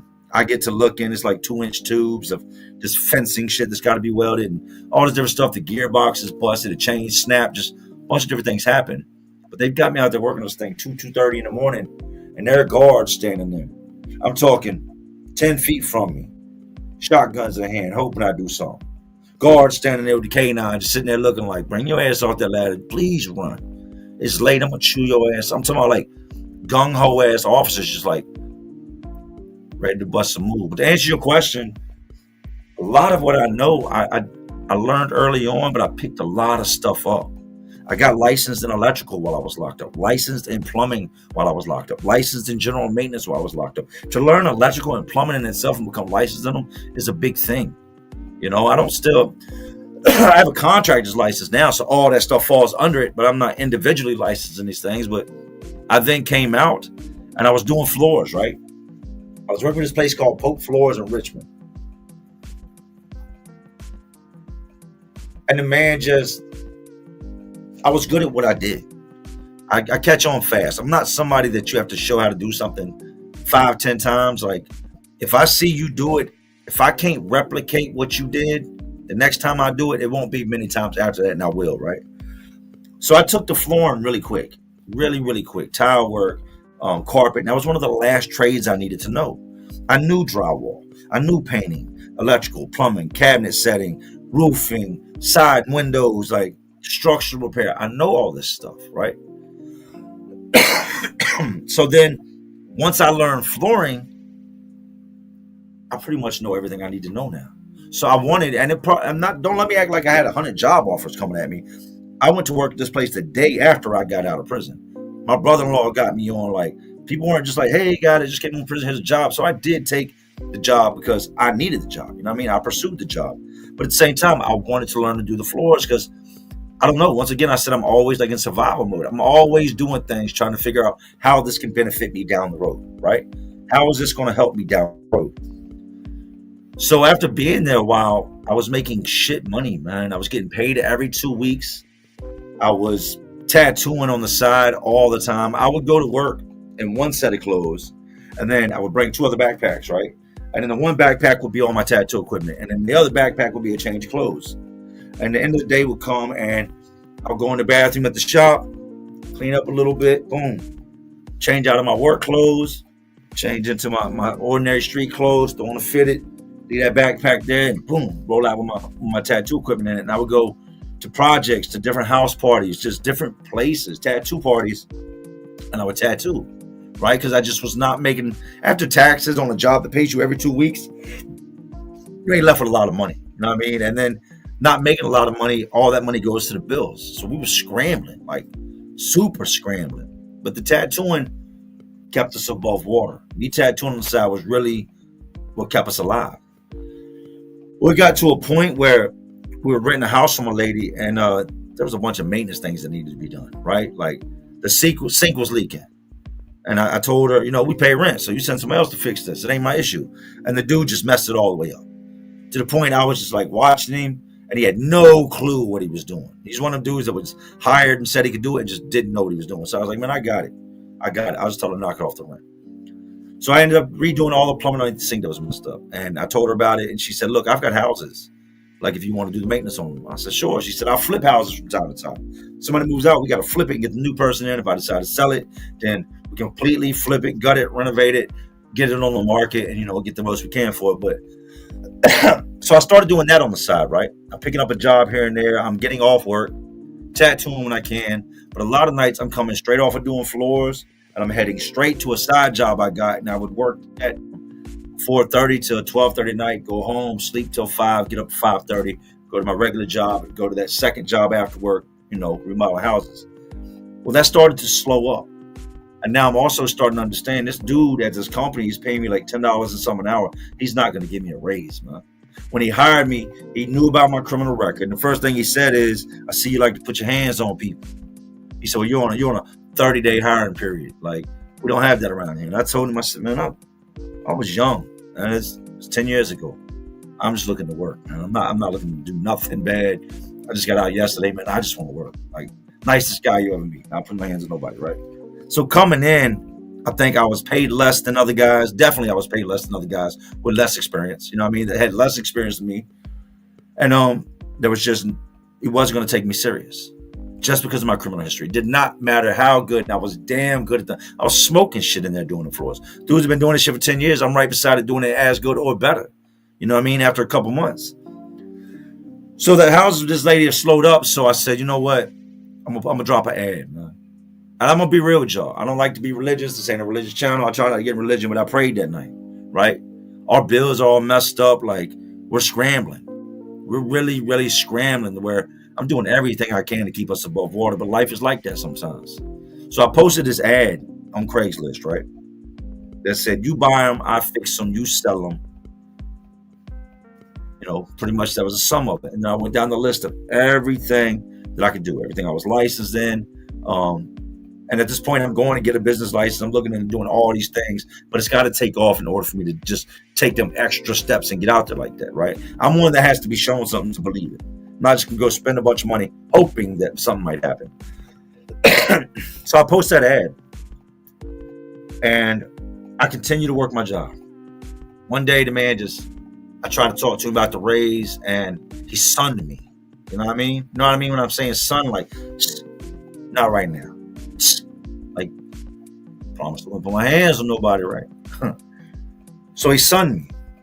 I come back to talk to him about it later, and he did it again. And this is all behind me getting my license. You get your license, oh, I'm gonna put you in the van, I'm gonna give you a raise, right? I guess he never believed that was gonna happen. I went and got my license. I got, lady I was doing volunteer work for, and shout out to her, Miss Helen, man, I love you. She told me, she said, Jay, you're a good guy. She said, you get your license back and you can take the Mercedes for a while. She had a drop top, Benz, beautiful car, 2-seater. So she said, you get your license back and you take the Benz for a while. I said, stop it. She's like, I'm not kidding you. You show me a license and I'll hand you the keys. You take it for a while. I said, I bet, right? Because I'd set my mind to what I was going to do. So I get my license. This day in particular, I got the Benz outside. I go in, and I just knew that there was something else coming, man. I would never walk away from a job unless I knew. Like, I'm not 16. I can't just quit jobs. I got family. You know what I mean? At the time, we were raising my nephew. I've got my oldest son there. Like, we're raising other kids that aren't ours. We've adopted them. It's a lot, man. It's a lot on me. I asked about the raise, and he sunned me again. Sent me on my way. I quit. I walked out. I hopped off the loading dock, and it was me, like 2 other white dudes, and a bunch of black dudes who worked there. And I was like, I'm gone, y'all. Jay, where you going? So I'm done, man. I'm done. Like, the man's a liar. He sunned me again, and I'm gonna leave. Part of me saying, now I want to lose my temper too. Let me be honest on that. I wanted to lose my temper. So something in me is telling me, just leave. Just leave, Jay. It's coming. And I've been busting my ass every single way a man can to make these bills, within the law, make these bills crack, to make it happen, man. So I posted that ad on Craigslist. I quit this day. I go home. I ended up tattooing that night. I remember I drank a lot that night too, right? I think it was me and my brother. We drank a lot that night. And the next day came and I didn't have nothing to do. There I am sitting at home. I ain't got no job. Bills is coming in. My mind is already spinning to where I'm gonna go to work. You know what I mean? Whatever it is, I got to do it to pay the bills. When I get a hit on that post, I put on Craigslist, man, that I prayed on. And I remember, I remember my prayer, man. I remember telling God, I'm not asking you to do it for me. Just put it in front of me so I can do it. I remember that. But I got a hit on that. And the guy said, would like to meet with you tomorrow to look over one of my houses. So, all right, cool. I go meet up with him. I price the job. I have no idea how to price these jobs, right? Looking back on it, I gave that man $5,000 worth of work for about $900, right? And it's just me. But at this point, I done got myself a truck. I had a 03 Cadillac DeVille. I had an old ass, like an 87 Ford F-150 Lariat. The thing was a tank. Seriously, like 500,000 miles on it when it died on me. The thing was a tank, right? I take this job on. It's just me. I don't got nobody helping me, man. And I'm taking the tattoo money to buy tools. I'm still doing the tattoos at night, but I can't ask this man for money. But I've got a little bit of tools, but not enough. But I do a tattoo, go to a tattoo party on a Friday and make $1,000. Like, that's a fact. You know what I mean? Like, just doing names, $50 minimum, just names, cranking them joints out all night long, right? So I do that job, but I underbid it. Like, I underbid it bad. I had to kill myself to get that job done in a matter of time. I'm talking about working 17, 18-hour days, and I finished it that week. You'd have thought I had a crew with me. He pays me. Then he has me do another small job for him, and he's not really saying nothing. Like, all right, I got this coming up, that coming up, this coming up. So as I'm doing this next job, I was doing a roof. You want to talk crazy? I was doing a roof by myself. Tear off and related. It wasn't a big roof, but I was doing this roof by myself, right? You don't ever just see one guy roofing ever. That dude's hungry, you know what I mean, or crazy. But I remember I finished up and he paid me my check, and a lot of it was I didn't know how to price the jobs and me just not knowing what was next. I said, I might have to go find another job, man. And he looked at me, and I had no clue who this man was. We hadn't talked a lot. We just talked business. And he said, why is that? I said, well, I don't think you're going to be able to keep me busy with these houses, man. I can't just be in between fixing houses. Like I got to stay on to get money. I got to stay on the grind. I got to stay working, man. I work a lot. And he was like, you stick with me and there's endless houses. And you hear something like that, you think, all right, okay. I would come to find out that, and shout out to him, man, and his family. Yo, all of y'all are just amazing human beings, man. Y'all the type of people I strive to be like. From the way y'all are with your kids and the way you live life, like, you guys are all awesome. And shout out to y'all again. Much love, man. So he tells me, he says, you don't know who I am. I said, well, I do know who you are. He had a project manager at this time. He had an electrician. He had a plumber. He had all these different crews working for him, right? And he kind of gave me a rundown of who he is. He said, I'm a lawyer, and I do really well in real estate. I own a lot of houses. When he said a lot of houses, thinking 5, 10, I'm not understanding the magnitude of how many rental properties he buys and owns and has people living in. I'm not understanding the fact that I was flipping just with him, and this would range from an 8-man to a 15-man crew. 6 houses a year. So that's a 2-month turnaround on a complete flip. I'm talking houses that should sometimes be bulldozed. Structural damage just insane. Full panel upgrades and HVAC units, like we were really doing it. And he just started dumping the work on me. And it came so fast. I asked for it, right? Remember? I told God, just put it in front of me, and it came. But at first, I just did not know what I'm doing. That's the scary thing, I think, for a lot of people going into business. How much do I charge? I wouldn't even know where to begin charging. How do I charge them? If they're paying with a credit card, it's just a lot of questions that come with it. Well, I did not know how to bid these jobs. So then I got to thinking. I Googled it, and I couldn't get a straight answer. So what I did was I started scheduling. I started calling people of those trades and having them come out to the jobs that I was on. Listen to me now. And having them give me an estimate under the pretense that I'm going to hire them to do the work when I never had any plan. You know what I mean? I more or less used them for the knowledge of what it is that they do and the pricing. So I would schedule throughout the day several electricians, several plumbers, drywall guys. And as everybody's giving me these quotes, I'm asking questions. Well, why is it this much? You know what I mean? Why are you charging me this much? Blah, blah, blah. And as they're telling me that, I'm taking it all in. I'm writing notes down. I'm doing the whole 9. Okay, so they're charging this. All right, I called a higher end company this morning. They charged this. I called a really low scale company. Dude looked hungover. He charged this. So this is the going rate. I need to meet in the middle. So I came up with pretty much a guidelines of what I would get paid per square foot, linear foot, a complete breakdown.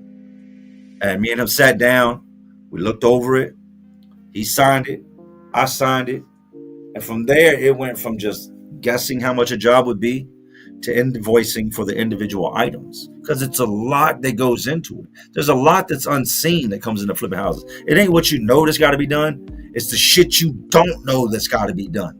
Like when you get in there and you really get to looking at it, you're like, damn, these walls are falling down, or that's done wrong. You know what I mean? It's just, or the floors are dipping, the house is crooked. Like, it's that stuff that you lose out on if you don't know how to price a job. So I got the pricing right on it, right? And if you've watched me, you know this story. And we were doing bad. Prior to me getting the pricing right, we were doing bad. I had to hire somebody to help me, and there were weeks that Friday would roll around. I had bid the job so bad that I would pay him, then have to dip in my rent because we worked 80 hours that week, and use some of my rent money to pay him the rest of the money that he earned working for me. And not only did I not make no money, but I'm negative 600. And then I got the numbers right. And I sent in my first, I don't want to say real invoice, but before that I was just bidding jobs. So I also had to wait till the job was done to get paid. Now I'm sending in invoices every Thursday night and picking my check up every Friday. Once I got the numbers right, I remember we were like on the verge of losing the house. We were doing so bad, man. We kept the kids fed, and I'm not acting like there wasn't food in the house, but we were doing bad, man. The stress was real. Like, you've done everything you can to work. You know what I mean? You're still short. Like, and my pride won't let me reach out to people and ask for nothing. You know, it just wouldn't. But I remember I came in. I want to say it was like $5,600, $5,400. My wife was laying on the bed, and I just tossed his knot on the bed. And she like looked at it. And she was like, "What's that to pay the guys?" By then I had a couple guys working, and I said, "Nah, that's us." Right? Kind of like with the YouTube thing when I woke her up. I said, "Nah, that's us." And she just, I think this was early on in our relationship. I think it kind of hit her then that I was different. Right? I know I'm different. I'm very different. In the way I think, the way I act, the way I talk, I dress. Just everything about me is different. I'm me. That's all I can be is me. You know what I mean? But I think she knew then, like, something different about this dude. And from there, we came home one day. Somebody had tossed the dude out in the ditch, right? And rest in peace to that young man. I seen the whole thing on the news, and it was a sad thing. But they took the dude's life somewhere else. And we lived in a shitty neighborhood. And they drove past our house. We lived on the corner. And rather than just ride around with this dude's body in the car, they just opened the door and pushed him out into our front yard. So me and my wife, my son, my oldest son, my little son hadn't been born yet, and my nephew Dylan, we had just come back from Food Line. And we're pulling in the driveway, and as I'm pulling in, I see dude. And from the condition of his body, you could tell like that he's done. Just the way he was thrown, like he definitely wouldn't be, the way his neck was, he'd have been got up. Nobody's just gonna lay there like that. So I see it as I pull in the driveway, and the kids are like, what's that? And I tell my wife, turn her heads. I told them, don't look at that. So they turn their heads away, and I look, and this dude is just, he's there. You know what I mean? He's done. So I tell my wife, take them out the pasture side, take them in the house. Y'all don't look back here. So I walk out, and I look down at the street, and I look at the ditch, and I'm like, damn. There's a dead dude in the ditch, right? So the cops come, they do their thing. Other people had called about this dude. I think neighbor had called. There was already people coming outside when I was walking in that direction. So cops are on the way. Pause.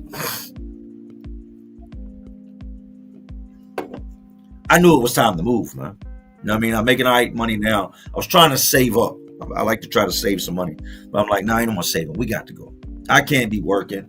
Now the construction's taking off, you know, making great money. I'm more work than I could ever imagine.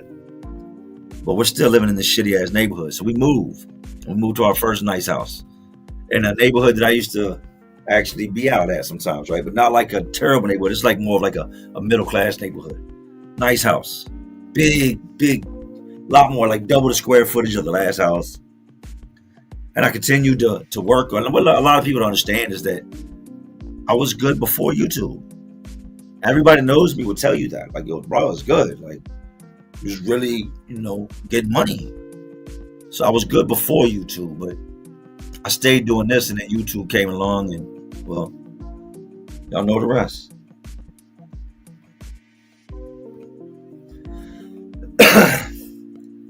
Petty Philosophy said, facts, Jay, you can't help someone who's not already helping themselves. Can't push anyone across the finish line. You can't.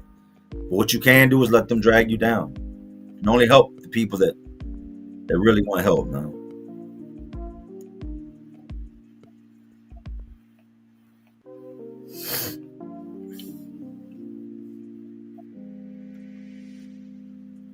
Hamzo said, AJ, I watch your video when I work. It makes the time pass by. I appreciate you. Your wisdom has showed my young mind to think before I act. I'm 22. You're blessed, man. Blessed. 22. Me and my wife was in Walmart earlier, right? There's a bunch of youngins in there just being young. You know? My wife's looking at girls and like teenage girls in booty shorts. My wife's like, damn, I remember when I could still wear the booty shorts like that. I said, shit, you look good in the booty shorts. But just looking at the youth, and there's always been one thing that if I could do, like any wish or desire in my life I could do, turn back my age. I keep what's up here, but I'd love to go back then. And I just messed it up so bad. I lost all my 20s. Like, I had my early 20s, but then I lost like 2/3 of my 20s and then half of my 30s. I was 24 years old when all that stuff started. And I went away, and I came home at 34 years old. I lost my 20s. And I know some people lost much more. I get it. But for me, damn, I'd love to go back to being 24.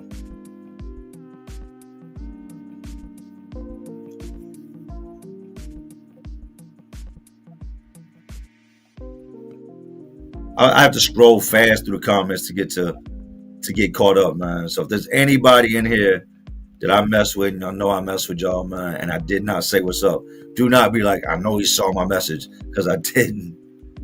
Right now, I'm just trying to get caught up. I don't know how fast they're moving on y'all side, but they're flying on mine.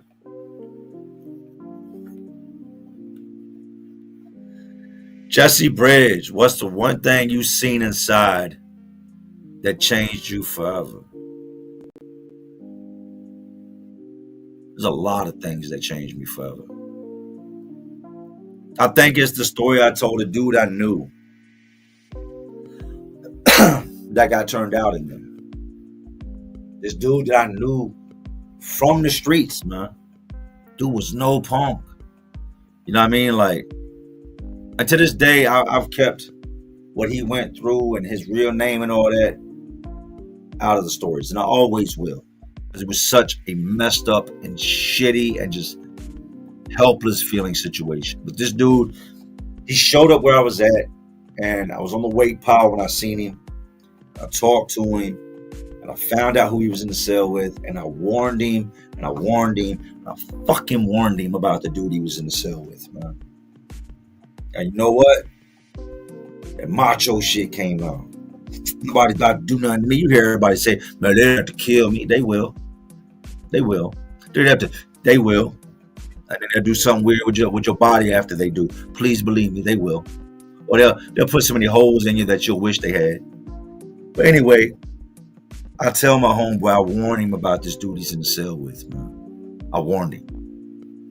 And just his ego, that ain't nobody gonna do nothing to me ego, wouldn't let him listen to what I was saying, and he just would not go change cells. I told him, get out that cell. And that dude ended up beating him up, making him walk around like a girl, as a girl, treating him like a girl, used him like you would a girl. The last time I seen him at the fence, he was him. He was really him. You know what I mean? He was the dude I knew. Brolic, ready to go. Like, it goes to show you who it can happen to. Everybody. It wouldn't happen to me. Okay, you can beat everybody. You're right. The next time, I didn't see him for a minute. And the next time I seen him, his eye was all messed up. And he wasn't dressed like he was the last time I seen him. His skinny clothes on. And he was walking with this, I'm talking about, John Coffey from the Green Mile Treetop is a big, I cannot reiterate, he's a big ass man. Like one of them dudes, you'd have to run up his chest or treat him like a hill you was climbing and just grab two knives and just run up his chest. He's a big man. The next time I see my homeboy, he was walking with that dude and he'd been completely turned out. And that's something like, it sticks with you.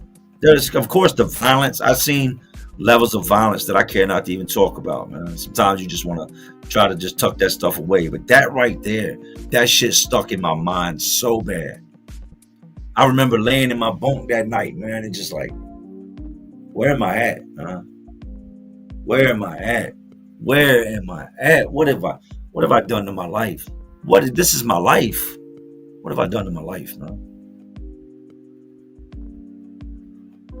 I watched that take place for a while. I seen that dude at a 7-Eleven a few years back. Like 3-4 years back. Married, got kids. He moved away and come back for something, but I ran into him.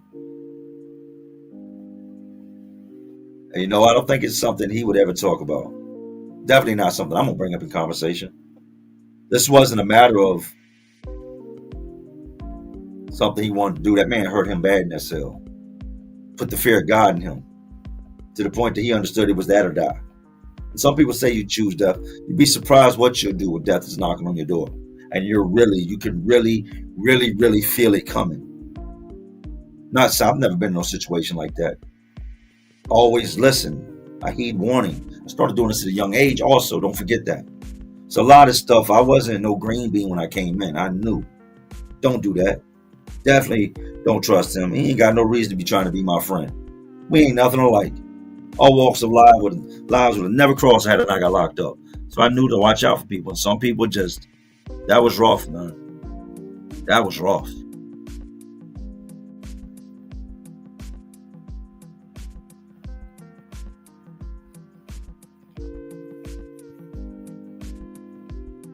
Y'all just got in here, hit that like button, man. Hit the like button. We're over 2 hours. Y'all know I've missed y'all, man.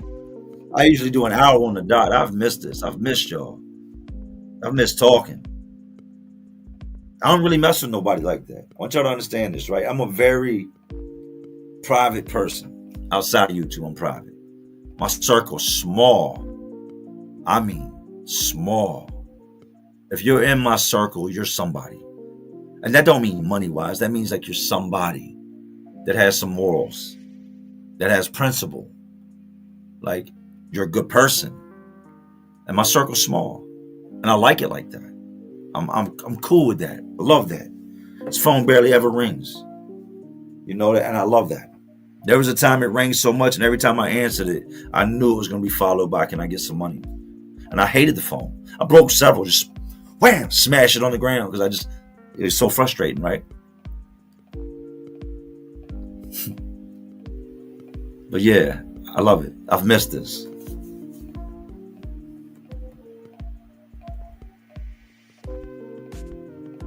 My point with saying that is I don't talk to a lot of people. You know, I talk to my family, my mom here and there, a couple homeboys, my wife, my kids. When it comes to stuff like this, I don't talk to anybody. I talk to y'all. Okay, good. We're caught up on the comments.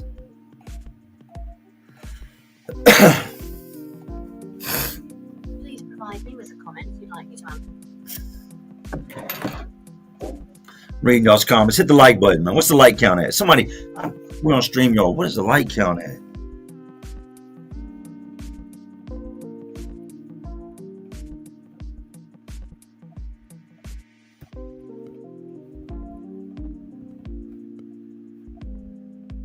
$620. Okay.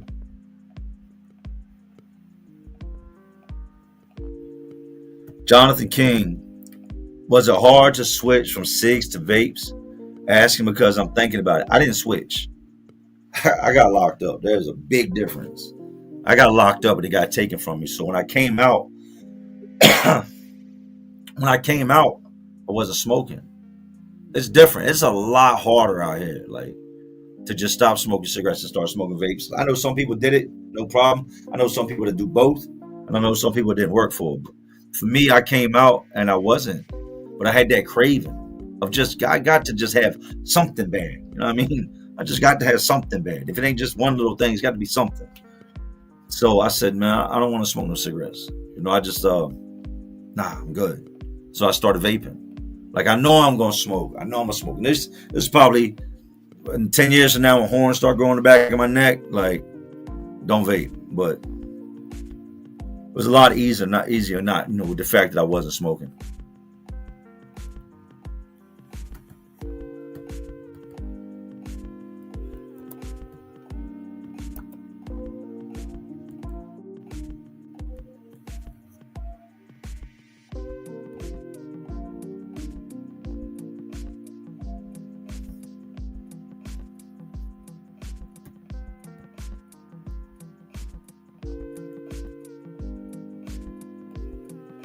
Reading y'all's comments, hang in there.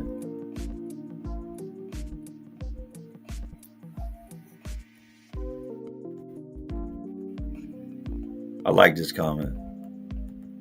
Let me back this up. I like being able to talk on this one. Where's it at? Dude said, he said, my daughter and I just did a school holiday. Just did a school holiday trip, pause. Was a great time to get away and connect with her. Saddest part was driving in that work truck with those crappy seats. You know what? That's going to be one of the things she remembers, man. That's part of if y'all had a good time, that's part of the good memory. She's going to look at you. She's going to look back. She's like, Dad, you remember we went on that trip one time and we rode back with them busted ass seats in that busted ass truck? It's what memories are made of, man. That's a blessing. It's a blessing you got seats to ride on.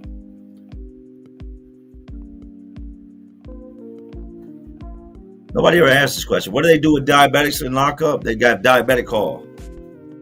If you get shots of insulin, your ass goes to medical every day and they give you shots. And then at night, they'll give you what's called a snack bag to keep your glucose levels up. Just a random brown bag with random shit in it. You know what I mean? Peanut butter, sandwiches, stuff like that. Apple juice. You get no different treatment. But here's the thing, the diabetics, and not just diabetics, anybody that gets a shot while in prison, there's a very good chance, and in jail, that after you get your diabetic injection or your insulin or whatever it is you're supposed to get, that same needle will become recirculated in population. Somebody is 100% when the nurse isn't looking, going to stick their hand in that biohazard door flap, or they're going to break the top of it, and they're going to grab as many of those as they can. They're going to take them back. They're going to run bleach and water through them, and they're going to get recycled, resurfaced, resold, $10 a pop all throughout population. Like there's everything in there is just messed up.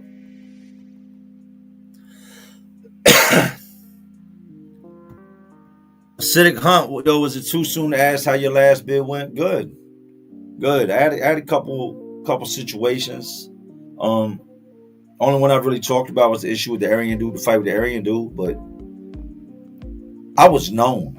The dudes know me from doing time anyway. You don't do 10 years and then go back in the system and people not be like, hey, what's up, man? I remember you. Like, I ran into a lot of people I knew, but a lot of people knew me from YouTube. Shout out to my dude Bronson, man. My dude AR. If you're out, you see this, hit me up, man. I thought you were supposed to be home after you left Henrico. Hit me up.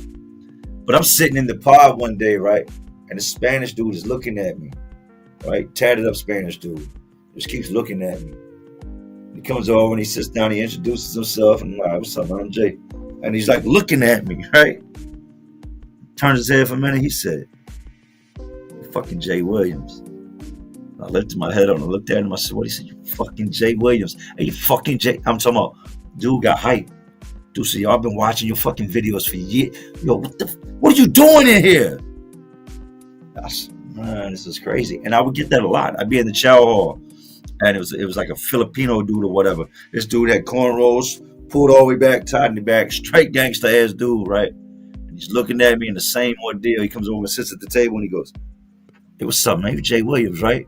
And sometimes you don't know. Sometimes it's like, is this somebody from the past? Is this good? Is this bad? I said, yeah. I said, well, what's up, man? He said, man, salute, man. I heard you got locked up, man. You in for a while? I said, nah, man, I'm just passing through. He said, man, your ass done ran out of content, so you had to come back, huh? And I laughed and joked with him, dapped him up. And it just, like, who I was spread quick. You think it wasn't as big as, like, in the jail, people were fighting cases. They didn't give two shits about Jay from YouTube. Like, what is my baby mama doing? Why ain't she answering the phone? How much time I'm about to get? Like, what's up with my appeal? But you get to prison, everybody's settled in, and they're looking for something to be exciting or something to, different in the day-to-day life. And that was, I have a backpack sitting here with folders and books. I'm talking composition notebooks filled up with stories that dudes told me. I wasn't safe from anything. There were situations I come across with dudes I had done videos on. And I would tell them, I didn't lie on you, homeboy. And I didn't put your name out there. So it was always like, you know what I mean? Like it would brush off. There was times I thought like, I'm 100% going to get into it. I'm going to get into it with somebody behind this damn YouTube shit. But that was never the situation. The Aryan thing came from the YouTube thing. You said the Aryans is bitches. And you think we bitches? I said, you said that. I didn't say that. I said the dudes that's claiming the shit that really ain't bitched up when the real ones showed up. Yeah, and that was behind YouTube. But my last bid, I'm going to be real with you, because I don't want to glorify nothing, was probably the hardest bid of my life. It was the hardest. That year was way harder than them 10 years. Because I was about that life. When I went in, I was really about that life, man. I was really out there doing that shit. I didn't have shit to lose. I had a son. And I know that sounds selfish, but I wasn't a dad. I can be honest in that aspect. To my oldest son, even when I was free, I wasn't a dad. I would do things I thought I was supposed to do, but I had no clue how to be a dad. New pair of J's would drop. I come pick little man up. Hey, look, the Jumpmans came out. Remember the Carmelo 20s? These just came out. And I go get him a matching pair of shoes and take him back to his mom's house. And they're not seen for weeks, you know? I was a piece of shit straight dude. I wasn't a dad. So when I got locked up, I didn't have that close father and son bond. I didn't have a close bond with anybody. My dog had got killed, you know, not long before getting locked up. And my dog was like, my dog Rio was a big, big part of my life. It was just Tiger Stripe Brindle, this small Tiger Stripe Brindle that had been through everything with me. I mean, everything you could imagine, this dog had been there for it. I love that dog. When the dog died, it was like, man, I'm just out here. You know what I mean? Whatever happens, happens. Had no plans of positivity. So when I got locked up, it was kind of like, this might have saved my life. I deserved this. A lot of me felt like I deserved it. When you start to reflect on all the bad you've done in life, and you start to get a conscience, and some of the shit you've done starts to eat at you, 10 years don't feel so bad. For somebody that might like self-harm, that's what my crime was. It was self-harm. I was self-destructing. So when I went to prison, it was like, all right. When I went this time, man, I never felt no pain like that. That's real. That shit's real. You know, I had to go to jail before that, and then I made bond. My son had never been without his dad. My wife had never been without me. My son had never been without me. He did not know what like a day without dad was. And then boom, I was gone. I was in jail. So I bond out. I come back. And the hardest part is not going back. I'm built for it. It's not a bragging thing. It's something nobody should ever be able to say. Yeah, I'm built for jail. To be honest, I'm built for it. But they're not. This ain't the life they live. This ain't the life I've given them. This ain't what they're used to. Used to being tucked in at night. Come get me out of bed when you hear noise. We're going to investigate. Whoop that boogeyman's ass. Swear to daddy about to mess the boogeyman up. I'm dad. My wife hears a noise out at night. Baby, get up. Live in a great neighborhood, but I'm going to get up. Because it puts her at ease. I have something. I have things. I have stuff. I have stuff. Aside from the family. Bella, my oldest son. Just all the people I love. I've got stuff now in life. I didn't have anything when I got locked up. First time I got locked up, went to prison, I was living out of a backpack. My car got crashed. Was sitting in an impound lot. Like, I didn't have shit. So I felt like I had nothing to lose. This go round, it's so many things, man. And I had to tell my son, who thought it was all over with. He's 7 now. He was 6 at the time. I take that back. He was 5. He had his 6th birthday. I was locked up. But I had to sit him down. He got in the car one day, and I talked to my lawyer. I didn't want to say anything until I knew how much time I was going to get. And I talked to Mr. Cooley, and he said, pause.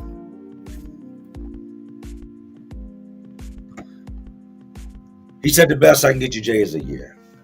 He said that they want to give you 3 to 5. I said, on an eluding charge? Yeah. And I get it. It was stupid. It was dangerous. It was reckless. Like, moron.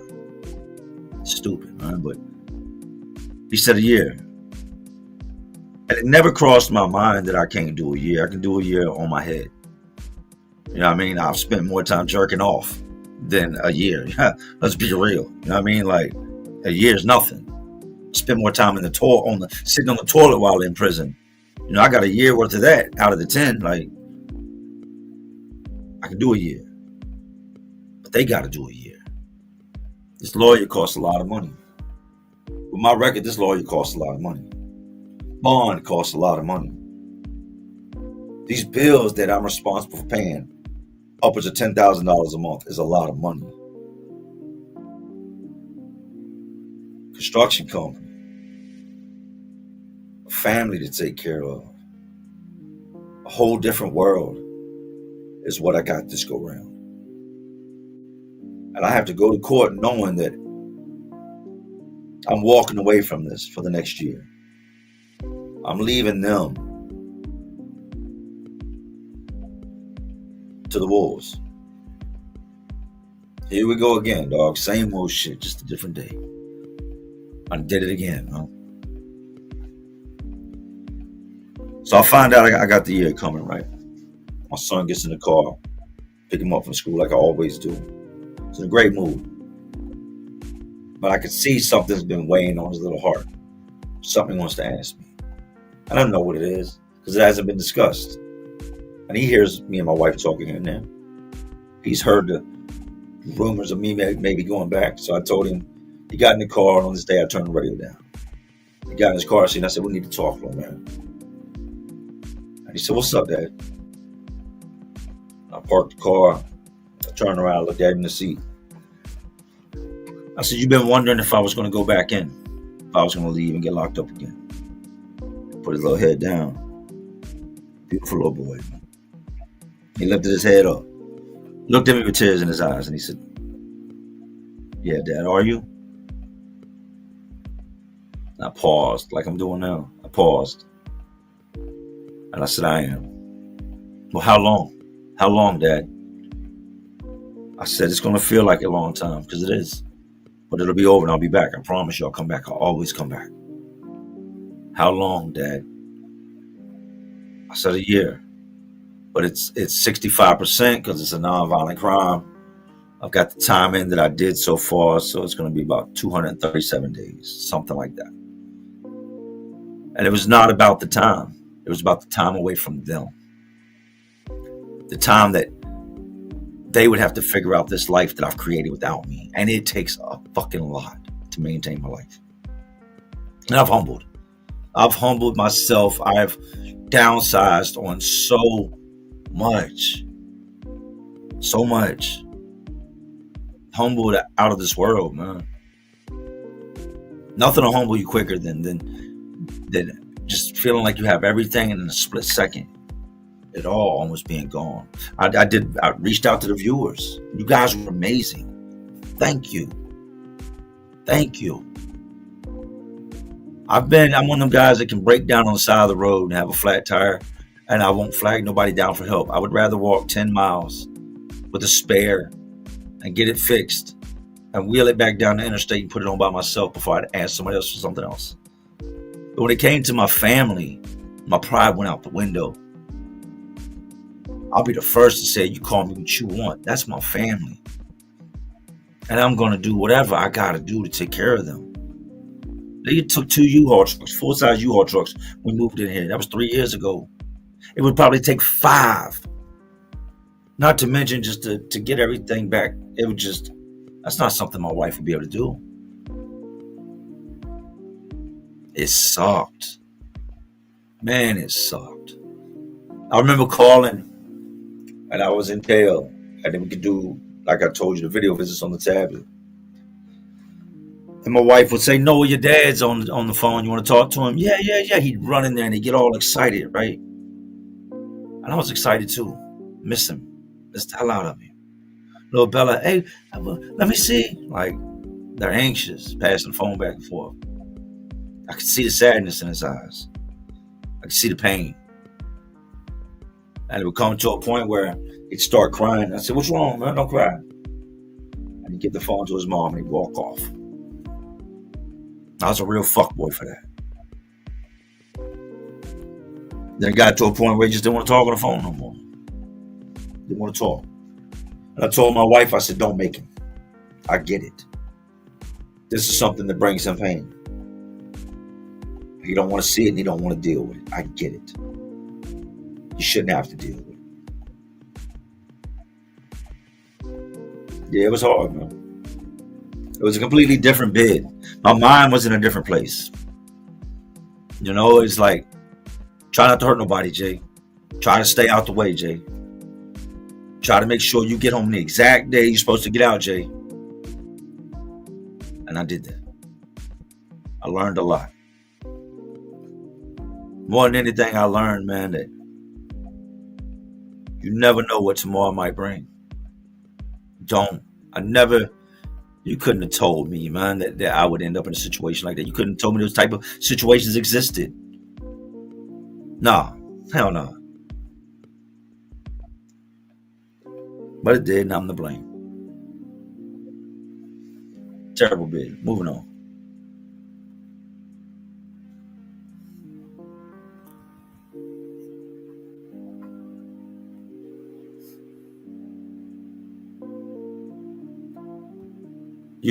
Oh my God. If Woody's still in here, I know I'm behind on the comments. Jonathan King. What's the gauging process in prison of the body mods? For y'all that don't know, my ears are gauged, right? At one point, my ears were up to like an inch. Like, then one of my ears blew out while I was sleeping about 2 years ago, so I just took them out, and it's just, they're never going to close all the way up, but I gauged my ears. I gauged my ears in prison. I have a lot of tattoos, okay? That's not a secret. I mean, I'm covered in ink. Gauging my ears, there's not a single tattoo on me that could even be in the same weight class as when I gauged my ears. We started off with the inside of an ink pen. Take the end of an ink pen, you pull it apart. Now I want you to think about how small that little pin is you put in the earring hole. It's tiny, right? It's tiny. Now I want you to think about how big the inside of an ink pen is. It's about 10 times, if not more, the size of your regular piercing. We put, I think hair grease on my earlobe, and I put my back to the wall, and Woody did this. Woody took this ink pen and he pushed, and the ink pen was just, it was too large to go in the ear hole. You know what I mean? The ink pen was just, it's too big. Stupid ass shit we're doing. He says, "You ready?" I said, "Yeah, I'm ready." And he starts pushing, and he's pushing on my ear, and I'm just like, and I can feel myself, and I can admit this, getting queasy. This is not cool what we're doing, but it pops, pop, and it went through, and I like to buckle. I said, oh, it went through, and blood hit the wall behind me when it went through my ear. And I stop for a minute, stop. He said, we got to cut that tube. You can't just walk around with an ink pen. We still got to cut that tube. So he did the other one that about dropped me. Cutting the tubes off, the front of the ink pen and the back off, and just leaving the little stub in there was insane. But for about the next 4 or 5 nights, I had a heartbeat in both my ears. Doom, doom, doom, doom. I'm laying there. I have not slept in days. And I can feel my heartbeat in my ears. They're hot. They're swollen. They look like tomatoes. And I mean, they're hot to the touch. And all I've got to do is pop this little thing out and the pain will stop. And I can get a night's sleep. But I kept thinking, if I do this and take it out, I did it for nothing. I went through all that for nothing. Leave it in. Ride it out. About the 5th day, the fever broke. Ears started, swelling started going down. I let them heal. And it would be about, 3 weeks later, we took the entire ink pen. Same process. That was brutal. And from there, it just became a process of finding different things that were just one size a little bit bigger. Cut the front off, cut the back off, and I continued to gauge until it got crazy. Other body mods, we're not even getting into that. I like this, man. I like just kicking it. It's 131. It's 500 people in here. That's beautiful.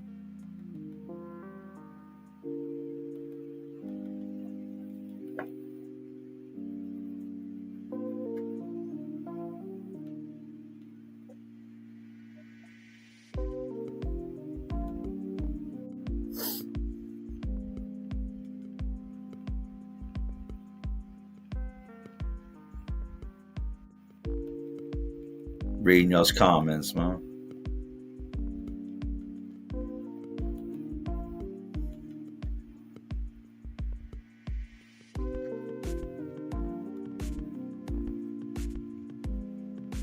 Hey, the W Number Podcast. Hey, big salute, man.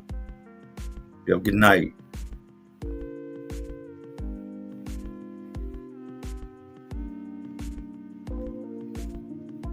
Jay, if your pop was still alive, how do you think y'all's relationship would be right now? That's a question I've thought about a lot. Somebody that wasn't real nice to you in life passes away, and you're young, and things didn't end on a good note, right? Like I've told y'all, like the last time I spoke to my dad, we got into it, and I said some really harsh things, and he passed away shortly after that, like 3 days after that. That's it, right? And I never got to like apologize, right? But as I got older, I got bitter. You know, like I wanted to blame others for my anger. I wanted to blame him for my ways, you know. I do believe that we inherit some of our parents' ways. I definitely got some of his ways, right? But he was so stuck in his ways that I don't think we'd have a relationship. At his age, he was who he was. I wasn't who I was going to be yet. I was 17. I didn't even come close to being the man I would be one day. But he was the man that he was always going to be. And the man I knew wasn't a good man. It was very, rest in peace to him. May he finally be at peace. But he hurt us kids. He hurt my mom. You know, like, made me tough. Made me angry. But just based on what he put us through, I want no relationship. I remember I used to think growing up, right? I had a bunch of friends whose dads weren't in the picture. And you know, it's sad when the kid that ain't got a dad wants to be like all the kids that got a dad. Makes sense? The kid that ain't got a dad is like, damn, I wish my dad would take me to do that. I wish you'd see me and my dad in the car or the truck or something. Like they want a dad. I was the kid that used to envy the kids that didn't have a dad. Sometimes it's just better not to have some things. Some things can hurt you more than they help you. But I don't think that we would have a relationship. I really don't. I don't think that after all he decided to do to children, like us kids and my mom, as a grown man, he chose to do this. Yeah. Nah, that shit ain't cool. We can't be cool, man. I don't care if you're dad or not. We can't be cool, man.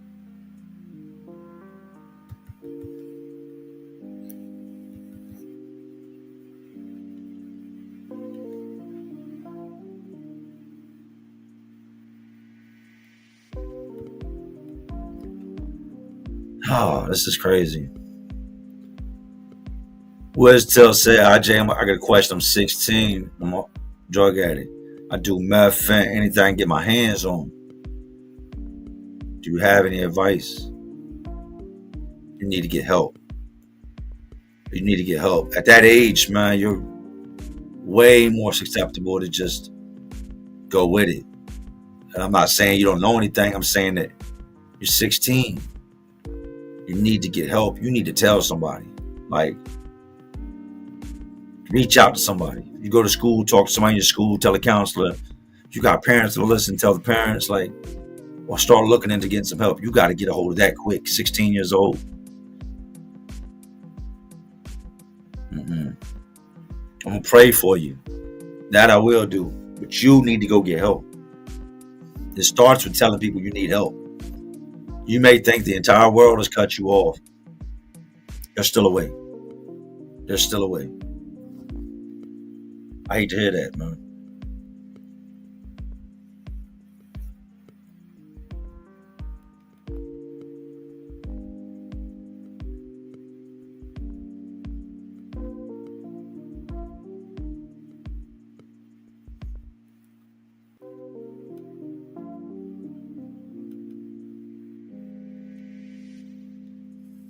Are you close with your siblings? No. I'm not going to really get into it, but no. Closer with my mom than anything. We don't really, I haven't seen my mom face to face in shit, a few years. But we talk on the phone. This is how we do things, you know? But am I close with them? No.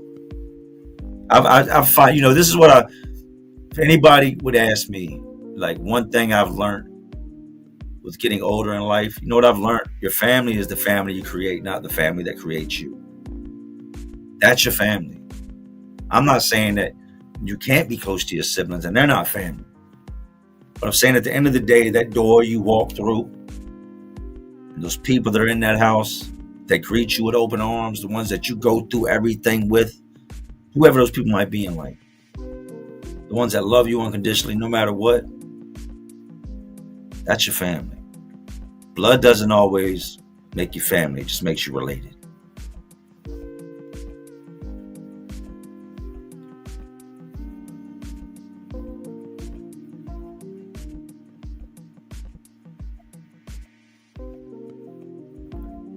Hey, y'all feel free to block the trolls. If I got mods in here, you can time them out, you can block them. I really don't care.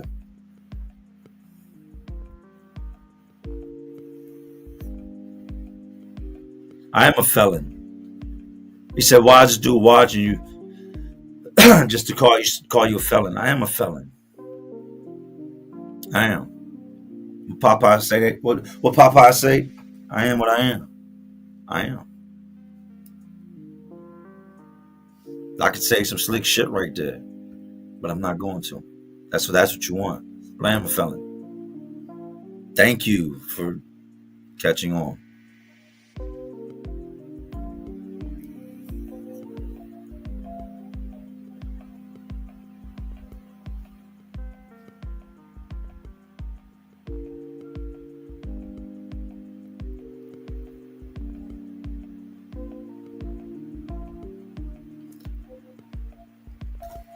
Question said, Jay, you just got here. You're not as interested in making videos about prison at this point in life. I've been enjoying getting back to who I am. Sometimes you just got to go back to the basics, man. Sometimes you got to go back to the basics. Do I love this? Yes. Do I want to do social media for the rest of my life? Yes. But to humble yourself, you really got to get back to the basics, man. I gotten so entwined with YouTube that if I'm doing three to five videos a week and I'm at work and I'm in my vehicle, my hands aren't getting dirty as much as they should. I had a ton of guys working for me, so I didn't have to do as much work. So I really got invested into doing YouTube videos and just being there and working when I was needed and let the construction run itself. I would just make sure it ran the way it should run, right? And that's where I got off track. I needed to really get back to the root of who I am. That's what I've been doing. I got some pictures I'm going to post. So I've been taking pictures throughout the process of houses we're renovating and whatnot that are crazy. That when you see them, you'll be like, okay, you do that shit. You really do that shit. But I've just been enjoying I don't want to say a breath of fresh air. Just the time with the family. I've been enjoying just being Jay. It's a lot of responsibility and time that goes into YouTube. A lot. It can become real stressful at times. Almost obsessive with YouTube. Knowing that if I want to make this amount of money, all I have to do is this amount of videos. You know what I mean? And I'm guaranteed $20,000, $25,000 a month if I do that many videos. And that's a real number. You know, I got to a point to where a lot of YouTubers had never seen that type of money. A lot of people to this day that are doing amazing, could never imagine. Like, 86? That's crazy. But like I said, it was the pandemic era. But it took a lot of dedication. I would never, ever, listen to me, I'm not going anywhere. I love this. I've been doing these lives also here to try to get people into the feeling of me not being in the car no more. You know, some things I just want to do a little different. I enjoy being in here. Look, we almost 3 hours. When's the last time I did a 3 hour live? I'm comfortable. I'm not sitting in the driveway in a vehicle. I'm comfortable. I've set the studio up to just be everything I could dream to be. I'm real comfortable in here. And I want y'all to get comfortable seeing me in here. But yeah, videos are coming. Don't, I'm not going to say don't hold me to it. I'm going to record tomorrow. That's my word. I've said it now. That's my word. I'm going to record tomorrow. And I already know the video I'm going to drop. So I got a good video for y'all.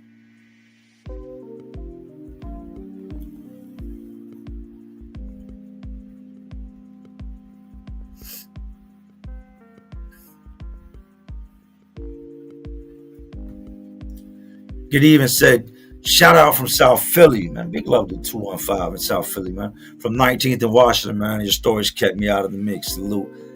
Hey, hell yeah. And that's hard coming out of Philly. That's hard coming out of Philly because it's right outside your door. Hell yeah.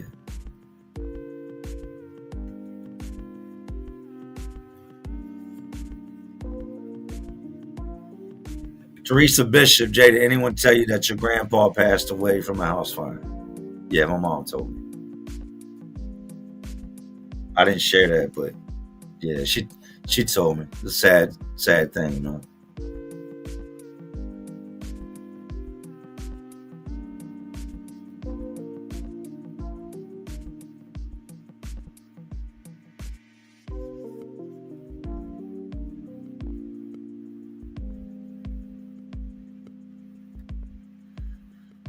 Don King said, much love, Jay. My baby mama keeping my son away from me.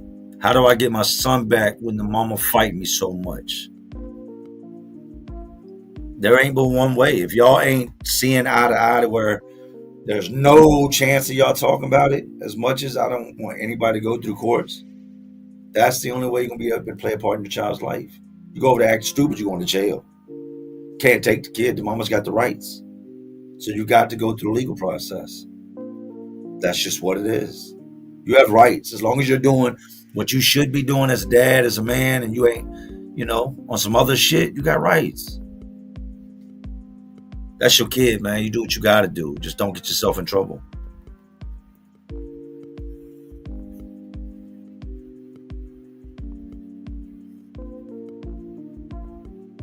To any of the mods, y'all make sure y'all block the trolls, man. They get a little stupid sometimes. If they cross that line, y'all know the line. You can joke around, you can play. I got thick skin, but they cross that line, that's it.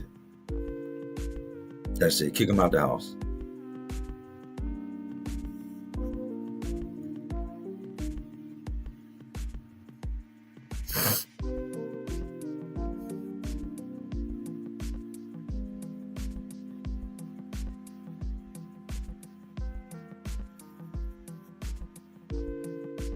Jonathan King, thoughts on the stabbing at that high school track meet? I watched the video the other day. The YouTube streets covered this. And it's sad all around the board. There's just no way around it. People always look when stuff like this happens at the victim or the person that was stabbed or the person that was shot, right? When somebody does something like this, there's 2 lives lost, and lots of lives are impacted. But y'all don't know what they're talking about. There was a track meet at this high school, and there was this younger black dude that came over and was underneath a tent with a bunch of dudes and he was from another high school. And for whatever reason, they were at this high school. I don't know if it was scrimmage, what it was, but there was a track meet. Well, these same dudes that do track play football also. And this younger white kid, man, that they said, there's been all types of different things said. From what I've seen, he's for the most part looked like a good kid. Tells this black dude to, you know, get out the tent, whatever. And dude pulled out a knife and stabbed dude in the throat. So now you got this, he died in his brother's arms. His brother held him. He was 17. So now you've got this kid that just died, and you got this young black dude that that stabbed him, that the media wants to make it everything but what it is. It's always got to be about race. It's always got to be about race. One kid stabbed another kid in the neck. That's what happened. That's what happened. You know what I think about it? It's terrible. It's terrible. The kid that did it wasn't a bad kid. The kid that got stabbed wasn't a bad kid. You know, they were both two good kids. So it's terrible. Nobody won in that situation. And you send your kids to school to learn, to watch them grow, to prepare themselves for life. You know, like they play sports. It's exciting to come out and support them. Never would you think that you know, you get a call one day that it's over. Terrible, terrible, terrible.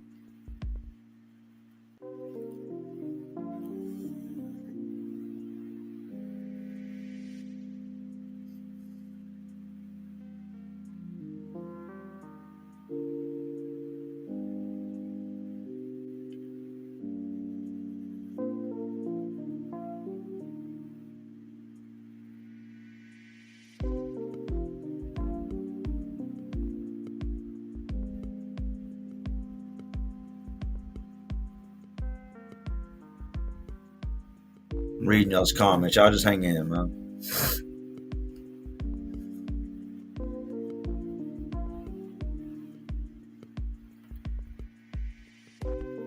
Sharon Ross said, Jay, go see your mom. My mom died in 2016, and I get mad at people that still have them. They just don't see them. I miss my old lady.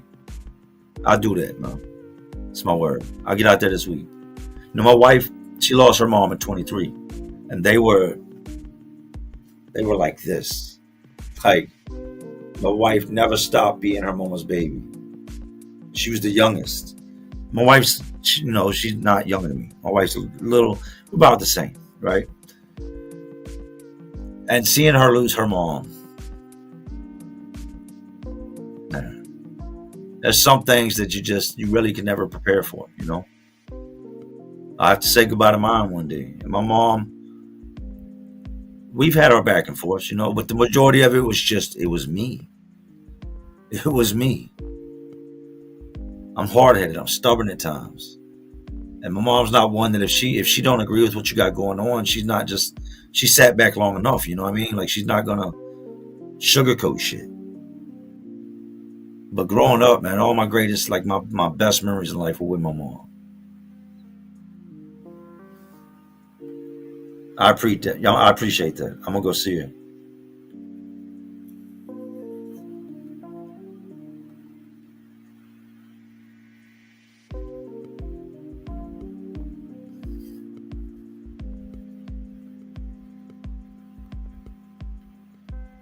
LYD Ford said, you are good at living life, Jay. I ain't got it figured out. I don't think any of us ever really do. I think it's just basically you get what you need in life. Find a comfortable spot. Find somebody to grow old with, someone to love, someone to spend life with, and that's it.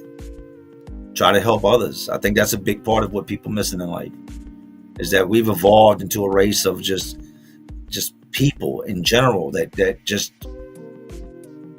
start to worry about self. If every single person helped the next man, would be all right. That's a fact. Would be all right.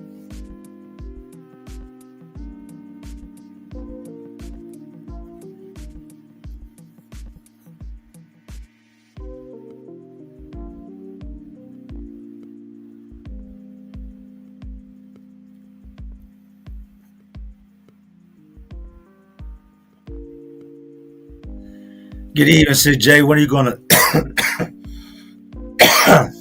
start interviewing more people and widening your range of content? Stop playing with the gift, Jay. Philly, I hear that a lot. I don't have a date. I'm good. And I know y'all miss me. I know y'all miss the content. I know it becomes a part of your day-to-day life, and it'll be back. It will be back. It could be Monday, it could be next Monday, it could be the following Monday, but it'll be back. Just let me let me continue to enjoy some of the things I took for granted. Man. When you've got these things, when I say things like the family, even though you're there every day and you do your best to be the best dad, the best husband, even when you're not at times, you start to take it for granted because you expect it to be there. Now I don't expect anything. So I try to cherish everything and take as much of it in as I can.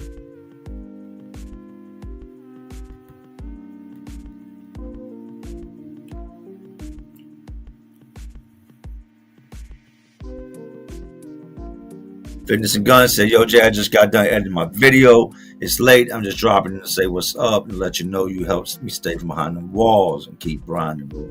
Hey, you keep grinding too. Keep doing your thing. And shout out to Fitness and Guns, man. I can't believe there ain't no mods in here. Let me see. Hold on. Let me see if I can mod anybody from my phone.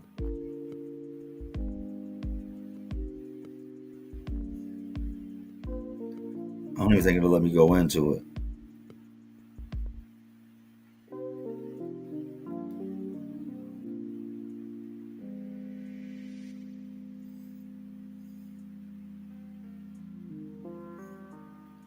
Yeah, it won't let me go into it. Let me check another screen. I'm trying to mod somebody real quick. Y'all give me 1 second. Mod some of y'all up.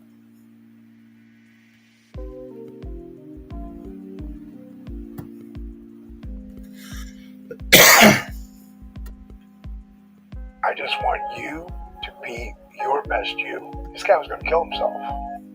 Y'all pause a second.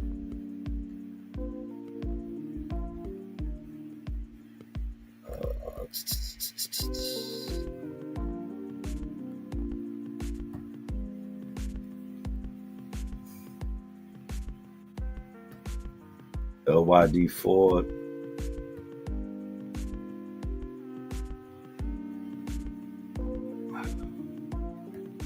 Damn, I don't think it'll let me.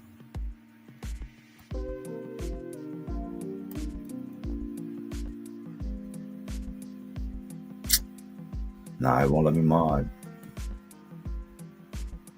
Oh, there we go. Hold on.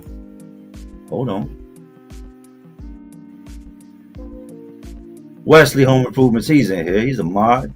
Get him out of here. Wesley, get the grief guy gone, man. They keep talking about somebody named Grief. Right. LYD.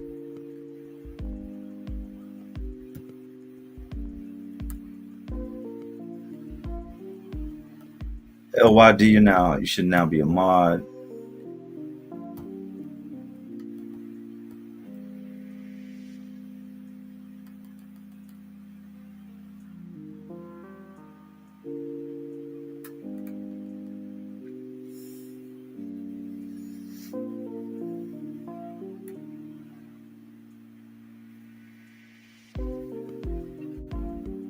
I'm out of here.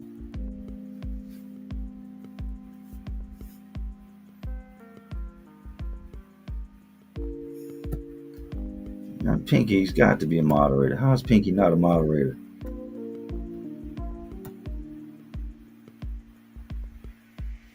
What else we got in here?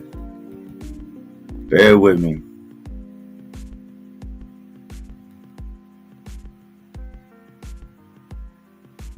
Oj one Oli, shout out Jay, bro. Videos go hard at work or when falling asleep. Also, what flavor is that?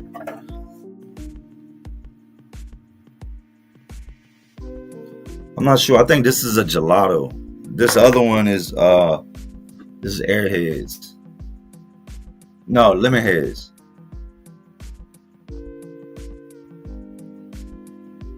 Y'all don't go anywhere. Don't go anywhere.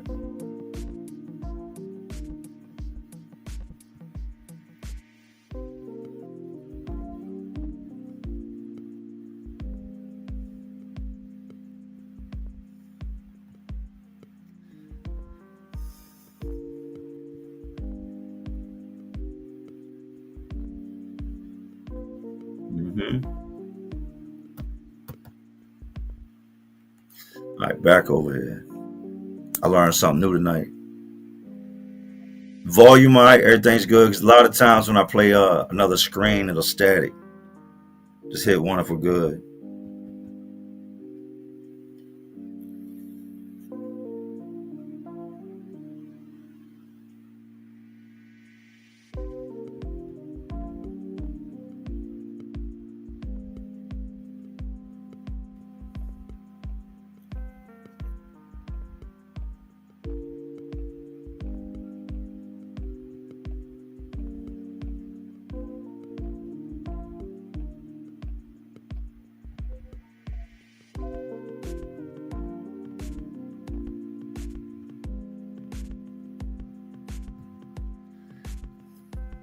Antonio Goodman said we need at least 3 videos a month, Jay. Give us your word on that, LOL. Nah, man, I just mess with your delivery on the stories. I honestly believe it's your God-given gift. I even put my sister on to you. I appreciate you. I don't want to say something that's not, not going to happen. Will it happen? Yes. Is it going to happen this week? Probably not. But it's coming. I can't stop doing this. Who am I going to talk to? Who am I going to talk to?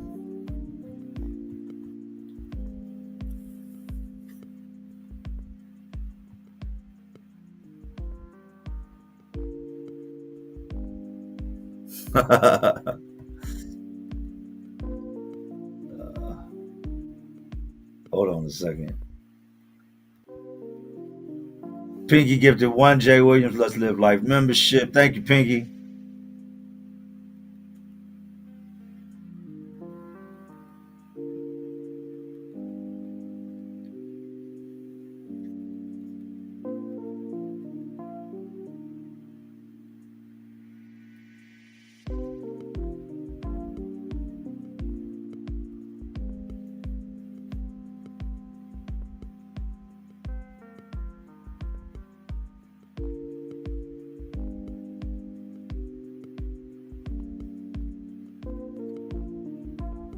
Gotta mod you up too.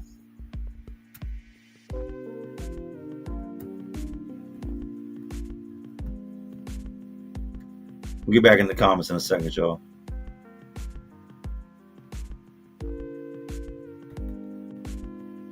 All right, let's get over here.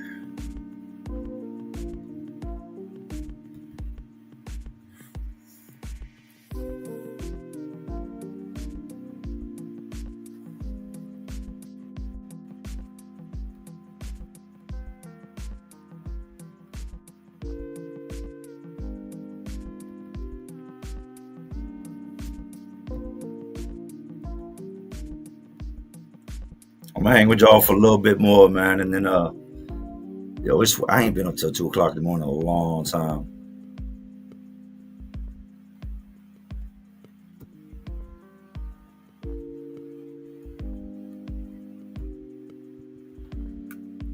Art on the Railroad says State Road, long ride. Hey, y'all want to catch a cool channel if you're from Philly, and y'all want some raw Philly content, man, check out the Kenzo Files. Kenzo does his thing, man. He's got the State Road Show. Big shout out to Kenzo, man. I've talked to Kenzo a couple times. Cool ass dude. Definitely want to have Kenzo on. Charlie Global. Definitely want to have Charlie Global on. Banky back on. Dante. I like to link up with Dante, Real Kens. Got a lot of people I need to revisit with Joe Baker, JD, Chad Marks. And I think there's a lot of people out there with a story to tell that haven't been, they haven't realized that they got a story to tell yet, or don't know that they're going to tell their story yet. And maybe that's somebody I'll find that we can put on that can bring something else to the table. State Road that's where majority of the jails are in Philly. Like, you got your districts, like the Roundhouse, 55th and Pine. You got a bunch of small districts. You can only stay at 72 hours. And then they're going to send you off to State Road. Now, State Road is like, it's chaos. You got PIC, Adult Detention Center, used to have the House of Corrections, you got CFCF. All of these are institutions. Look up CFCF right now. And all the bodies, all the reports of bodies coming out of there. This stuff you don't hear unless you live, around that area. New York don't hear about Philly. Philly ain't hearing about New York. All we really hear about is like Chicago because it's so crazy, right? But look up CFCF in Philadelphia, Cure and From Hold Correctional Facility, 7901 State Road, Philly, PA. Like, look it up. State Road has some institutions on it that are just, damn, they're rough. If you're a dude that ain't never fought in your life, that's all gonna change. That's all gonna change. Or you're just letting people talk to you and walk over you. But like, first time I went into State Road, into CFCF, I was 19. Young ass white dude. I'm not even from Philly. I'm just like, Southwest always embraced me. I gotta give it up for Southwest. Southwest always put me love. Anytime I would return to Southwest and be out in the neighborhood around 68th, Elmwood, Gould Street, like anytime I was out that way, I mean, I got a lot of love. Just from the moment I got to Philly, like we was really, and it's not a bragging thing, it's just part of the history of me. We were putting in work, we were fighting dudes from other neighborhoods. We'd be walking down the street and something would pop off. We fought amongst ourselves, and like, I never ran. I never, turned down anything while I was out there. And I got a lot of respect from them dudes. You hear somebody like, he came from VA. From where? Virginia? Man, stop, man. Like, so you really had to like put on and show dudes that I'm no different just because I came from VA. Like, I'm a city boy too. But once I hit CFCF, it was a whole nother ball game. Like, I really had to act stupid. Because dudes be like, where you from? I'm like, well, when I'm out here, I'm out of Southwest, but I'm not from Philly. Oh, that's all bad. It's always bad to be an out-of-towner in a jail full of dudes that like don't click with out-of-towners.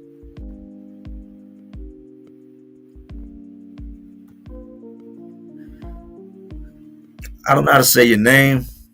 I don't want to butcher it. Could you say good morning to my husband here in Germany? We really love your channel. Good morning. Good morning. It's now morning here too. It's 1:57.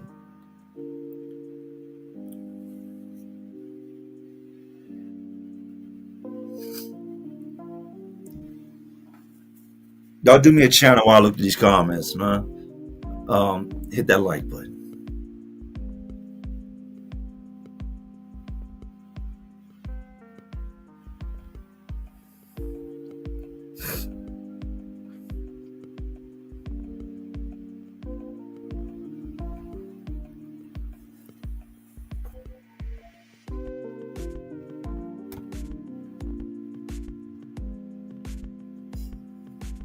The DECO who respects your brother. Night of End. Hey, thank you, man.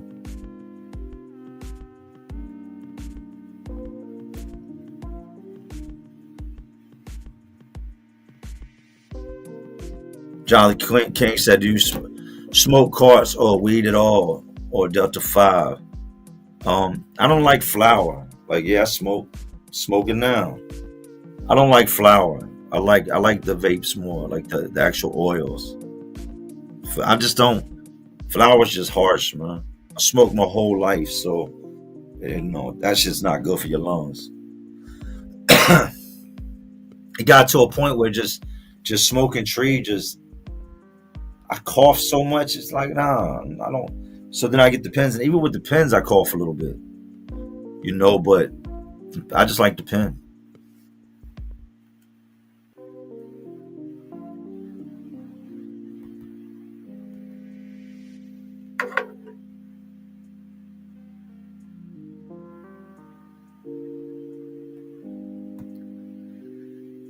Yeah, I got a story for you, Johnny. Johnny Multiple said, random question for you, Jay. You got any random hilarious stories for us? Not picky to be honest. Sure, we can all agree after the long, harsh day at work, laugh is usually always the best medicine to end on. Look, I had this friend, right, named Big Phil. Have you ever seen somebody named Tiny that's really big? You know what I mean? Like, they give somebody a name, but they're like really not big. I had a homeboy named Big Phil, right?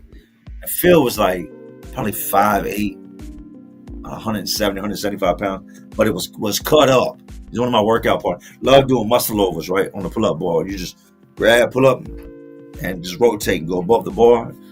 Not everybody can do it. That's what messed me all up. Anyways, my homeboy Phil is just, dudes joke in prison about things you wouldn't usually joke at around, outside about. But Phil he would make jokes. And we knew he was joking when he said these things, because he's not. He's joking. It's prison mentality. He's like, man, I'm telling you, everybody keep getting beat up here. Next time one of them dudes go out, I'm going to be on their ass, Jay. It's been a long time. Like, and shut up. You know what I mean? Phil was a joker like that. We're playing softball one day. And we got a softball game going. And there's a dude in the outfield, right? And I remember it was so sunny. It's one of them days with no clouds. It's hot. The sun's on you. Any direction you look, it's just bright. Everything's bright because it's so hot. Dude cranks the softball in the outfield. And Phil's next to bat, right? Dude cranks the ball. Smack! Sends the ball in the outfield. And there's this dude, and the ball's coming, but he can't see the ball because of the sun. And this dude is literally, they're telling him, catch the ball. And you can see he's got the glove up, and the ball goes right by the glove and hits him in the head. Knocks him out cold, right? Softball drilled him. Boom! He falls over, right? And we're all in shock. This dude just got, I'm talking about, he just got laid out with that softball. This is crazy. And it goes silent. And after like 3 seconds, you hear somebody go, she's mine! And Big Phil takes off running across the rec yard, taking his pants off, kicking his shoes off as he's running over to this dude that just got knocked out with a softball, right? I called her. I seen her first.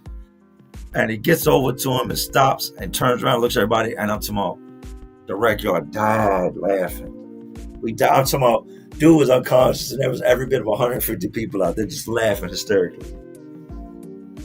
Fucking Big Phil, man. If that wasn't funny, you had to be there.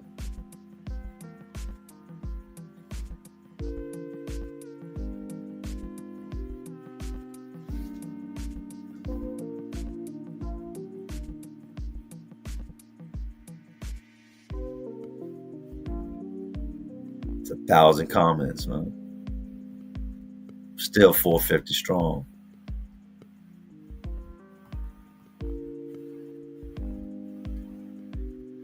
Dangerously said, thanks so much, Jay. God bless your family. My husband is active duty. He just said you made his day, man. You tell your husband I said thank you for all that he does, man. Be safe out there. And, guys like that get that real salute, man. Big salute to your husband. Thank you. Thank you for being there for a military man. Your job ain't easy either. I get it.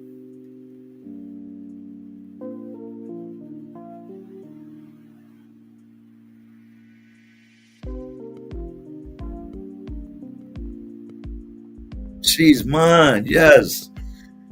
I seen her first. I'm talking about that dude could run. That dude was running and kicking shoes off. He got to him. He was in nothing but a white beater in his boxers, looking crazy in the face. Turned around, and everybody was like, stop. Help the man up.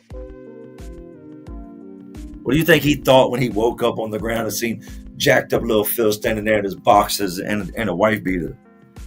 His mind went right to, what did you do?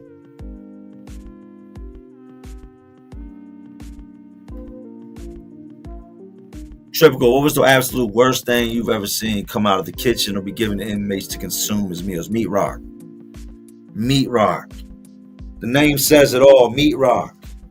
Now this is them taking pretty much everything that's no longer anything, grinding it all up into a paste, squirting it out onto a cookie pan, and just cooking sheets of it. I've been in places where it's called meat rock, the rock, wolf foot. A lot of institutions here in Virginia have stopped serving it because inmates have been putting in grievances and claiming that this stuff gave them cancer. But to tell you what it tastes like, it's like, there's nothing else in this world I can say it tastes like. It's bad. It's real bad. It's like a loaf. We get this stuff called sweat meat also. It's supposed to be like bologna, but it's not. And you have to cook it. You take and cook it in the microwave for like 10 minutes, fry the hell out of it. It's consumable. But the problem is everybody's trying to do that. Everybody's trying to take it back and fry it. So the microwave line might be 4 hours long.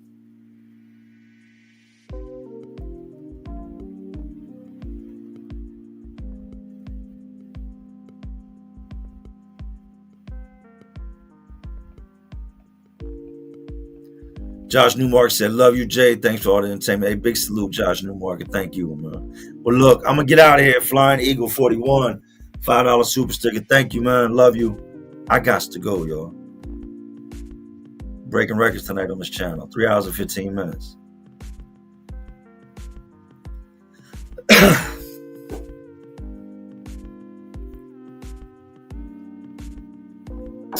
I love all y'all, man. Thank y'all for being here, man. For always being here. Some real ass people out there. It really is. That's y'all. And I want to leave y'all with this, man. I'm not perfect. I'm not perfect. Damn, I wish I was perfect. Don't you wish you was perfect? I'm not Mr. Perfect, and I'll never claim to be. I'm just me. So all we can really be is just try to be true to who we are. Be ourselves, man. But anyways, these streets, these jails, these prisons, they're all just crazy worlds inside of the crazy world we live in. And as always, y'all know what I'm doing. Just trying to keep y'all entertained. Are you not entertained? And like always, this is Jay Williams. Let's live life. And to all my real ones. There are some real ones watching, man. You're still watching me. Y'all know how we do. Salute. Thank y'all for being here, man. I love y'all.